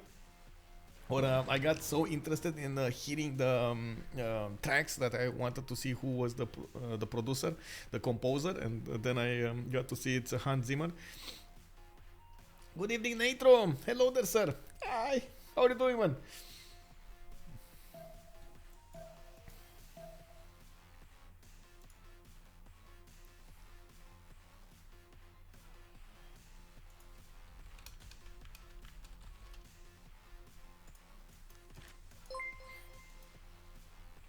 Arcane Illusion, thank you very much for the follow, sir, and welcome. We do have a Pangea map over here, Crazy Mega, and we're still watching to see who's gonna get this win. It looks like there's a massive war, and we do have two players from Team Sphinx that are very low in strength. One of them, Norway, is trying to settle as many cockroach cities as possible, trying to run away as fast as he can to settle over here to safety. He's like 4 turns away from settling to the west of Saratov.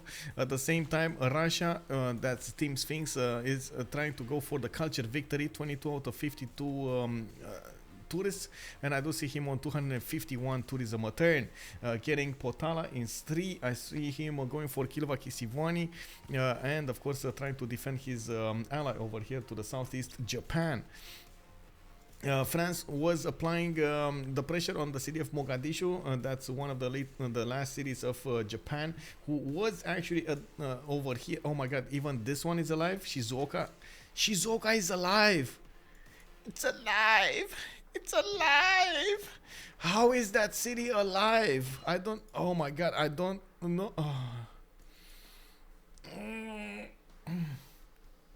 Wait, Pangea, Pelican Pangea, to be exact, indeed, the chopper actually went down in Mogadishu.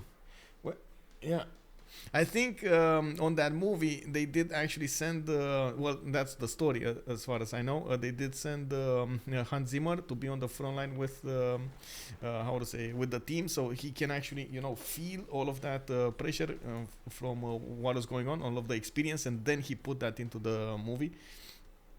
Into the music. It's very important, by the way, for an artist of any kind to actually feel the emotions that he actually has to put into the works that he's working on.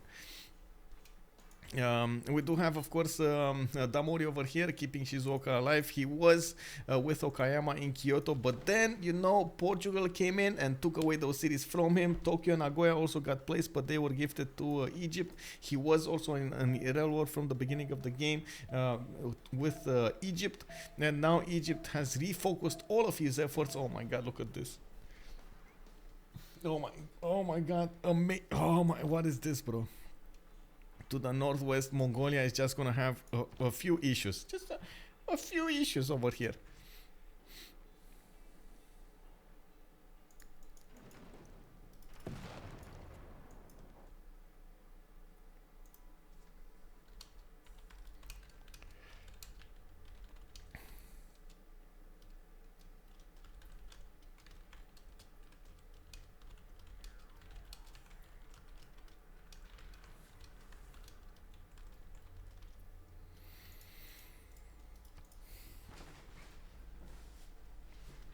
My favorites was Gladiator and Interstellar.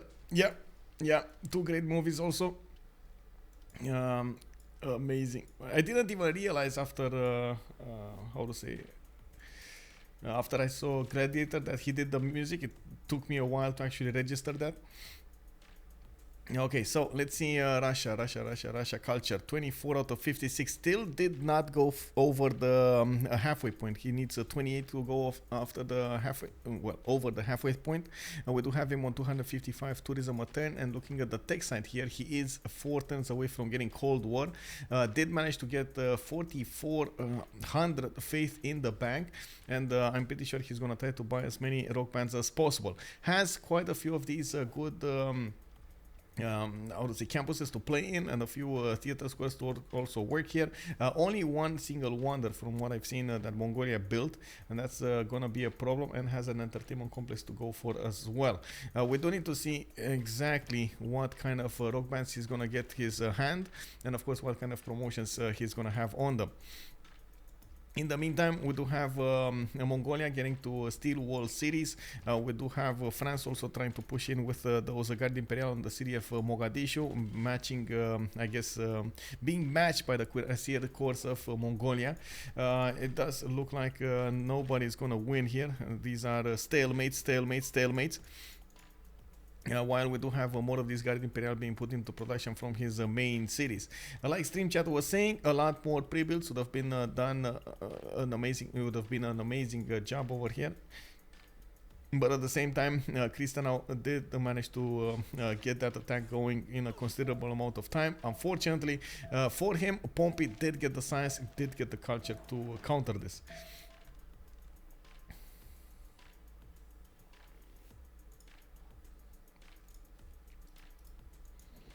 We do need to see. We got Sketsmo. We got Nidaros being attacked by Russian caravels, getting his fleets also. All of that army of Lege is going to the north over here, going against Sarpsborg. It looks like that city also remained alive, and it does seem like the Muskerman is dead over there.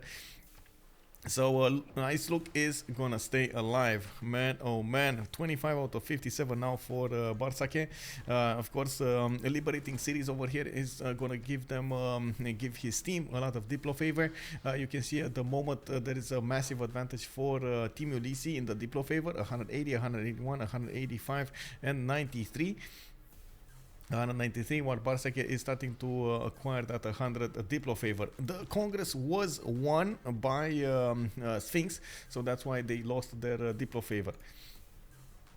We're gonna need to see if they acquire enough of them so they win the next one as well. In the meantime, the culture victory is probably going to be the next victory condition to watch. We do need to see how Portugal is going to play this. I'm a bit concerned he's not doing the projects here for the culture. He does need to get as many points or as he can for the great writers, so he can boost his culture per turn. He's only on 135, and if he doesn't get that, it's going to be an easy win for Bartsake. We do have him building a few art museums, but going passively about this and not actually going for the writers, artists, and so on points, it's not going to allow him to recruit any. You can see that Russia is on 49 great writer points a turn, 37 great artist points a turn, and 19 great musicians. I mean, you know what I mean. He's just going to get all of them.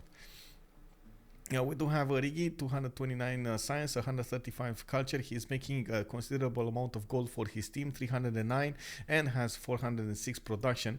We also need to see if Rome will be interested in, or can actually get theater squares out, since he was focusing on getting his campuses, getting his commercials out, rather than his culture going. Wait, where is he going for this one? Jade, I guess? Oh well. Zero bathroom. No, he does. Look, he does have one here, have one here. No, he does. It's not in the places we were expecting him to have. Oh man. Oh, destructive tornado. That's a bummer. It feels like Ulysse is running out of time. Yes, it does feel like it. Bartsake is putting so much pressure on them. They were, I guess, feeding on the dream that they're gonna take out Mogadishu. They will take out Japan and Norway, which of course would have actually stopped the culture victory, because you would have had less players. And those, tourists would have died. But at the same time, it does look like Sphinx was successful to actually defend against this. And by the looks of it, we do have Bartsake here getting more tourism every turn, 282 right now.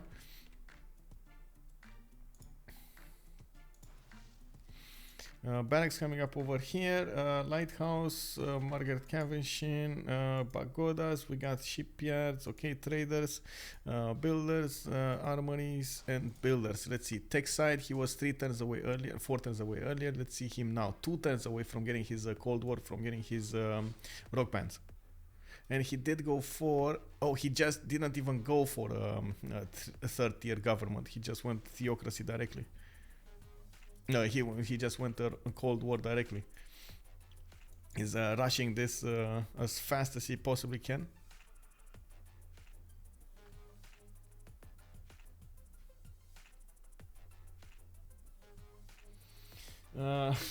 Hakizi wants his big payout. Oh my god. Oh, you put into Sphinx? Oh my god. Can you imagine the upset if like there's like 16% of the votes went to Sphinx? Oh my god, that's gonna be a big payout.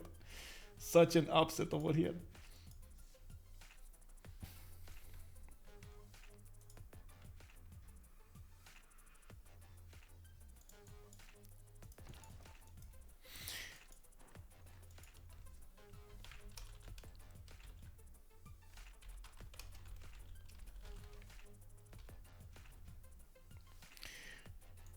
We do have France right now retreating his units. He did manage to core up at least one of them, 2 of them, and by the looks of it, this should be stronger, but not strong enough to actually take out the cuirassiers fast enough. You can see that 107 strength against the cuirassiers 94, but of course, Pompi will have a lot more units to play with. We do have him building a few more, getting more of these art museums going, and getting spies out finally.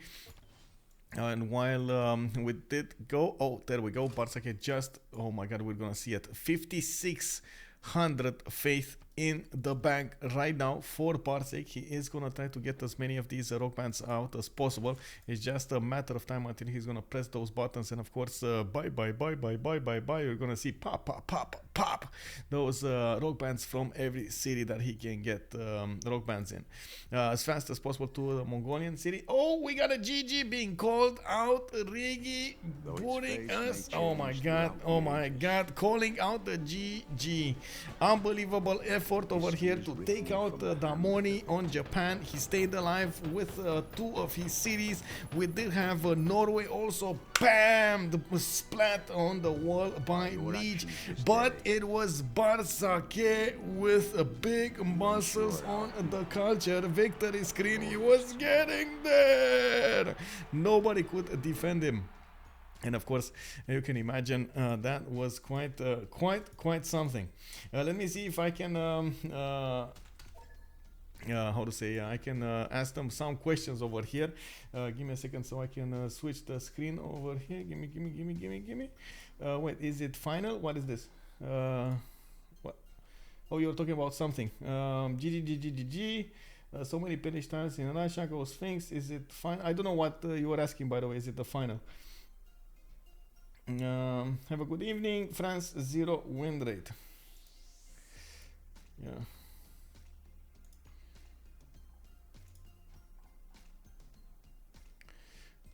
Why weren't you talking about nerfing France? Kick. Let me see where they are. Je peux pas le... Non, je suis obligé de l'amener chez les autres. Non, tu peux l'envoyer directement 4v4 toi. Ah, il faut faire clic droit, mais... Bonjour. Salut. Bonjour. Bonjour. La Norvège, ça peut traverser l'océan avec construction navale? Mec, on était pas sûr, mais apparemment oui. Ah ouais? Ah oui, je savais moi pas j'étais ça. sûr, moi j'étais sûr par contre. Hein, Ah ouais? Ok. On vient de me dire je ça. l'ai dit 3 fois, hein, mais bon. Bon, il y avait marqué 19 tours, hein. J'ai dû faire des choses en attendant. Bart, il a fait un peu chaud chez toi, non? Mec, le tout de tous industrialisation, j'ai une tempête qui m'enlève mes 4 corps dans ma cape, qui m'enlève 12 mines, gros, qui me dit 4 cartes. En Non, tout, C'est ça. 44 cases 28 endommagées, 20 Non, non. citoyens perdus. 20 de pop, j'ai perdu. Ah ouais. Au total, Ah entre la ouais. Total avec les deux, Ouais, Ouais, c'est la entre les tempête deux. et le blizzard. tornade Oui, c'est et vrai. bizarre. Ouais, c'est vrai, ouais. Et 40 cases et 20 pop. on peut même mettre 45 cases avec le port de la statue qui a été pillé derrière. Ouais, ouais, bon. Allez, on en met 45. Allez. Moi j'arrondis à 100. On va aller se peser. Dans un an, c'est te rappelles ma game, j'ai perdu 100 cases, mec. 100 de pop. Allez, 100 de pop. Krista, Quoi? Mon cher Christa, toi et moi, faut qu'on parle. C'est pas possible. De quoi? On est repassé beaucoup de fois sur ton land. Tu as posé ta platco pour les trades de ton Portugal, tour 68. Pas mal. Laquelle? Qu'une façon donc celle de Marseille. Sur Marseille, parce que sur Lyon, elle est toujours pas là. C'est dur Lyon. avec un Portugal quand même. Ah, c'est pas mal, hein. Elle est sortie tour 68, exactement. Et il n'y a pas eu de port non plus. Non, bah j'ai pas teché les ports. Ah ouais. C'est vrai qu'envoyer des troupes navales en Portugal, c'est pas. Disons que, en fait, au moment où t'as sorti ta platco, il est passé de 150 GPT à 300. Imagine si t'en avais sorti une à Lyon en plus. Ah ouais. Ouais, j'ai l'impression qu'on n'a pas fait de goal dans cette game. Et Bah, moi, je trouve aussi qu'on n'avait pas beaucoup de goals par rapport au fait d'avoir un Portugal free sim. Je sais qu'il pas dit trop dessus, pourquoi, bravo. mais... On avait 3 fois plus que quand j'ai regardé. Non mais les Riggy, Ouais, bah, c'est pas une bien, question bon. de combien eux ils ont. Il y a Mais des si, chiffres qui Astikos, doivent être atteints. Bah si, Il y a des chiffres qui sont atteints par rapport à Portugal free sim. On les a pas atteints dans la game. Bah non, on parle Riggy, par pas du rapport à la tout. performance free Tour sim. tour de la 65, civ. ouais, j'ai mis 100 Non, goals sur le pour- Portugal, j'ai fait bon, bah c'est win les potes. hein. pour être honnête, j'étais au cast, j'ai vu pas mal de choses. Du coup, je peux vous dire, il y a eu quelques erreurs de Riggy, par exemple. Il a pas eu l'amiral de Oui, la acheté à la fois celui-là. de la route co et t'as sorti tes plats de co un peu tard sur Funchal et Coimbre. T'aurais peut-être pu projet pour essayer de récupérer un marché. C'est ça qui t'a pas mal manqué, mais je pense que ce qui vous met dans le mal surtout, bah, c'est le fait qu'il n'y ait pas de plat de co là où tu trades avant le tour Ouais. 70. Attends. Et c'est super en fait, parce que Ah, Visio. normalement le Portugal tu utilises tes gold pour snowball aussi. Ah ouais, Visio, d'accord, t'as pas fait plat de coport? Ok, Satch. Non, pas là, Viséo, mais qu'est-ce Molo, que Damo. qu'est-ce qu'il raconte Pourquoi tu veux Damo que je fasse Ah, ça? Visio. Bah parce que c'est comme ça que tu joues le Portugal, mais Ah d'accord. c'est pas grave. Mais Bisous. explique-lui, Damori.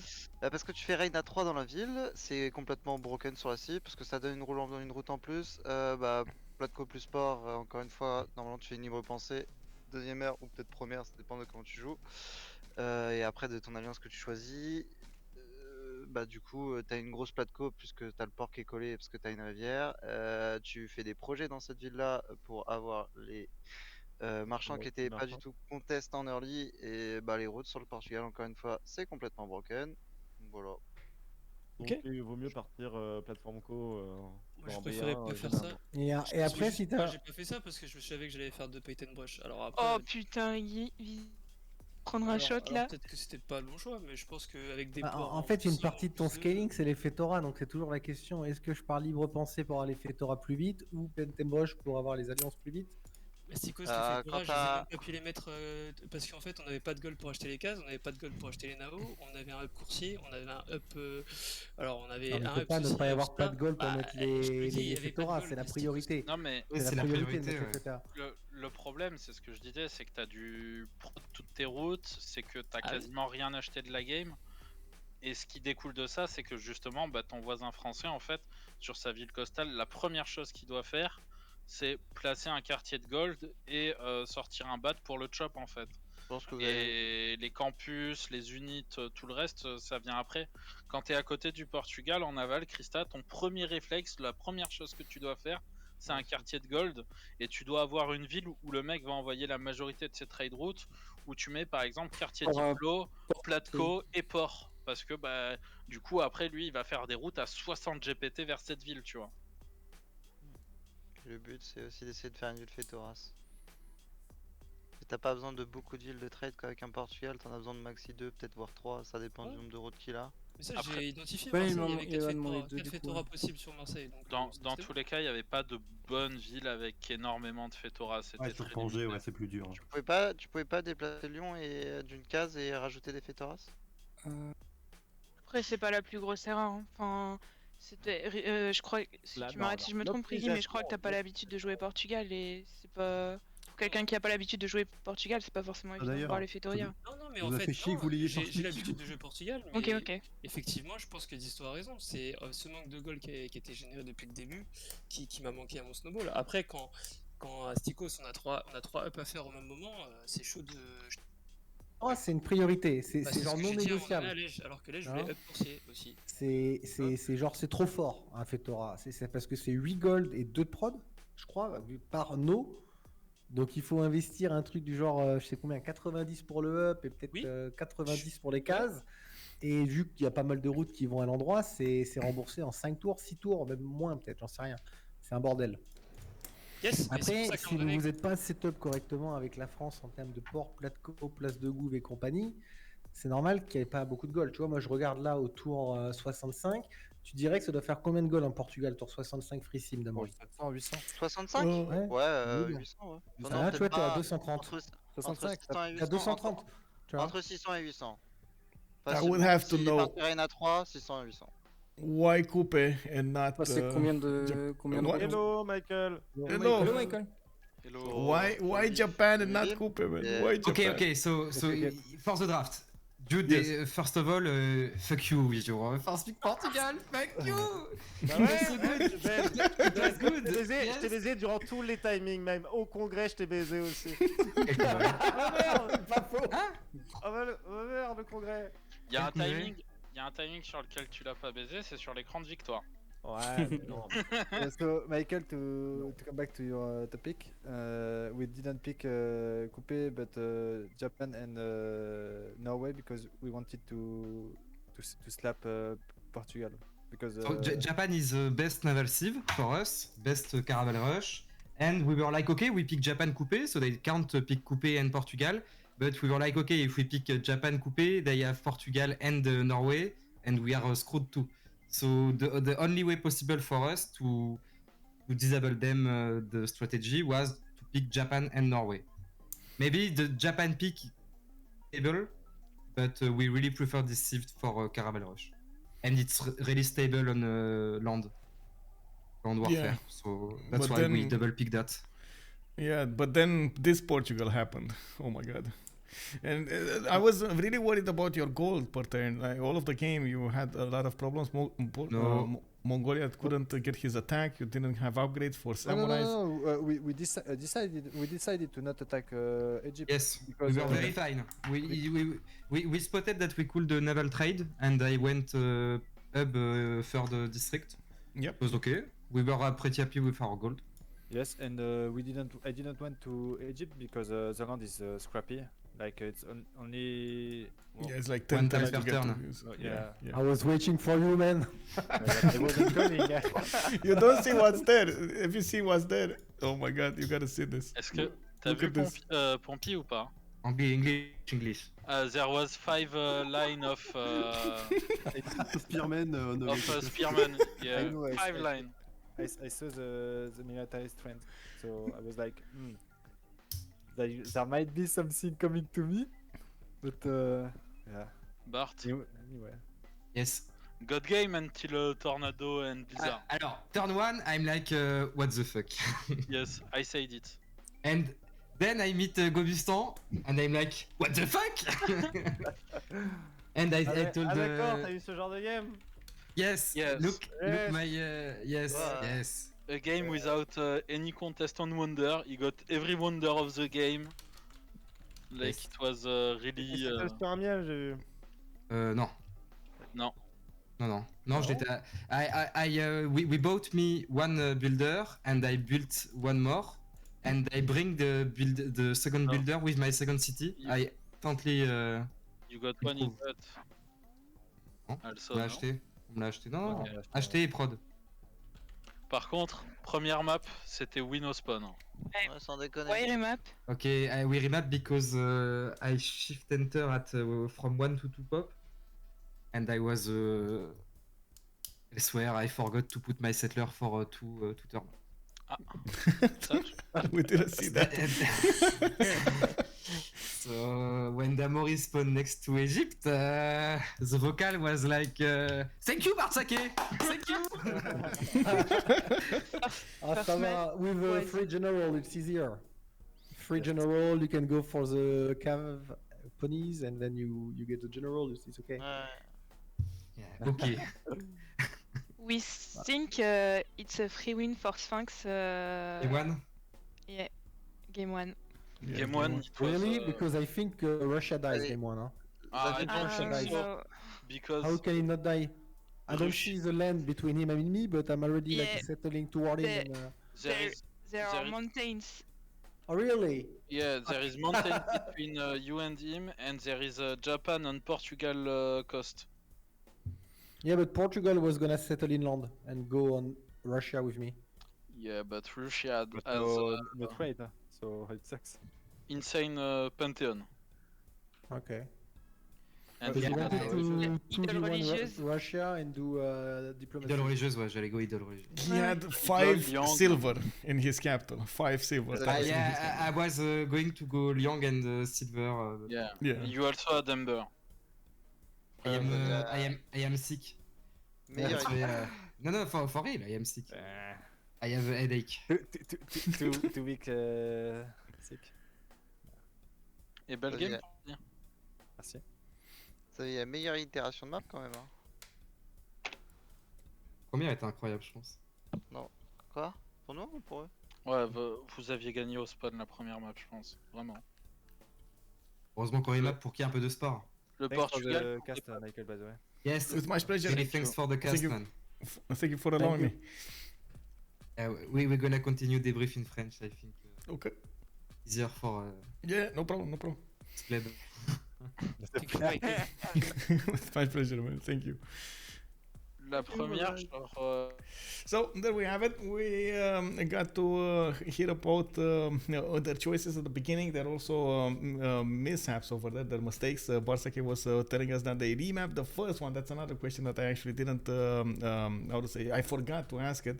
Why did they remap the first map? And it was because Bartsake actually shifted that and forgot to put his settler in production. That, of course, would have actually slowed down all of his development, and it would have put him under the radar for quite some time. With opponents next to him, it was quite hard for him to catch back up, so they did decide to remap this. He did make up very well in the second one. As you can see, they did manage to get a win, turn 88, with a concede vote coming up from Team Ulysse. We did have them, Team Ulysse is crawling and scratching against their opponents. They did manage to almost take out 2 civilizations. Japan was on 2 cities. Norway was crawling away with cities over there and trying to stay alive. Well, you can imagine it was quite hard for them to keep up with the culture defense. Portugal would have needed to sacrifice a lot of his theater squares and production to put into that, and it wasn't fast enough. Russia was getting to his rock bands. He was very close to actually buying a lot of them. He had 5,600 faith in the bank, so all of those points would have actually gotten into his rock bands. That is about it for now. Thank you very much for the subs, for the follows, and of course I do hope you enjoyed the show.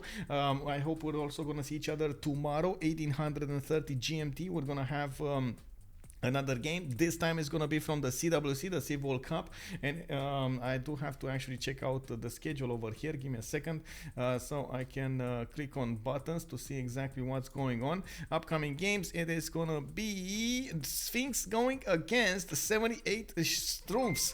Of course, we got the Sphinx from today. We'll go against tomorrow against the 78 Strumps. We're gonna need to see how they're gonna fare over there. That is the Belgium team. That's gonna be a French team going against the Belgium team. 46 Fluffy 46. Thank you very much for the follow, sir. Hey, welcome.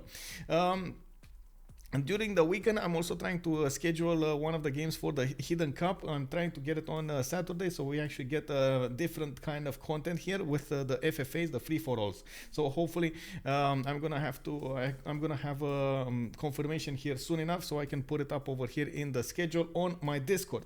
Are you going to stream the Barking Gang game on Saturday? That's a good question. I don't. It all depends on, I think, like Barking Gang game, Hidden Cup game, Barking Gang game, Hidden Cup game. I mean, the problem is the Hidden Cup only happens like once a month, and it's a really cool tournament. So I was thinking maybe I switch it up a little bit and get the Hidden Cup game. I also did make a bit of a fool of myself because I I told Bartsake that I'm gonna get the game on Wednesday. I did also talk on my Discord about that game, and then the CWC came and scheduled Duhanza versus Forever Young on Wednesday, and of course I mean I had to go for the Duhanza game. It was my game from week 1, so I wanted to finish it and see, give it to my viewers, give the conclusion of that game. So I had to go against my own word and tell him like, bro, I'm gonna do all that I can to actually make up for it and get a game on Saturday. Can you cast a recording of one of the 2 games? Yes, I can. I just need a recording. That's the problem. It's kind of hard to actually cast recordings, but yeah, I guess you do know that I have like my own flow of information. I constructed my own way of looking at things. It's not always like I don't think it's perfect yet, but I do think it's good enough to give a good storyline of the game from the beginning to the end. And I've seen there's a bit of a mismatch between my way of viewing things and what I've seen on the streams. At the same time, I do have to say, if you're coming up from YouTube, I'm sorry for what happened in the last few days. I hope everything is back all right. I did talk with support. They did give me quite a few assurances that this is not this is a one-time thing. I did also talk with them for the upcoming games, and it does look like at the moment it is fine, as in you can actually take a look at the games here, and they're actually getting processed quite fine. I did notice the premiere today also went smoothly, so another win on that part. I am gonna try to adapt around it, and hopefully if you like the games and of course the shows, throw that video a thumbs up so I do know that you enjoyed it. If you didn't, it's okay, I understand. Throw it a thumbs down. I'm gonna try to be better, get more jokes on my side, and get more sounds, and of course improve on my storytelling. I also need to sleep and eat and stuff. Yes, I really want to see Barking Yang myself. I like that team, but the Hidden Cup will be exciting too. Yeah, a lot of the players from the Barking Yang are going to be on the Hidden Cup. I have to say this. If you take a look over here, let me actually give you a sneak peek into the players here.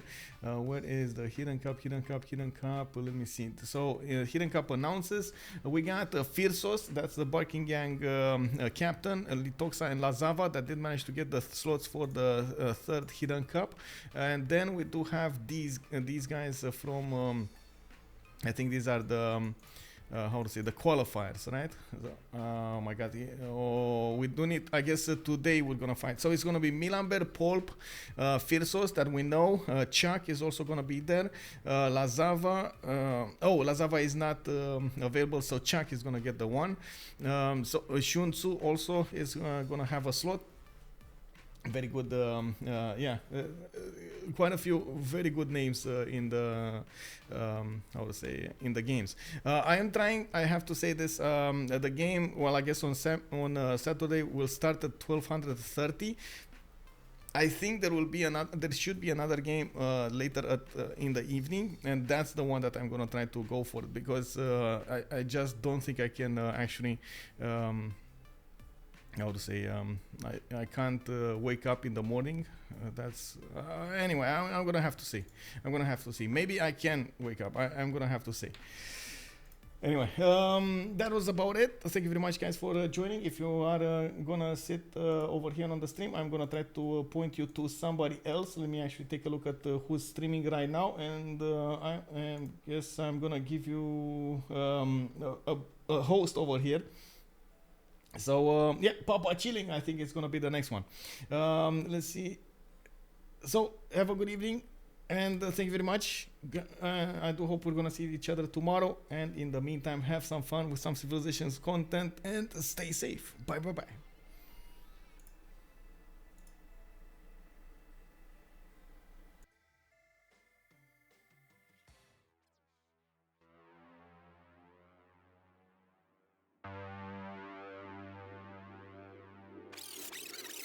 We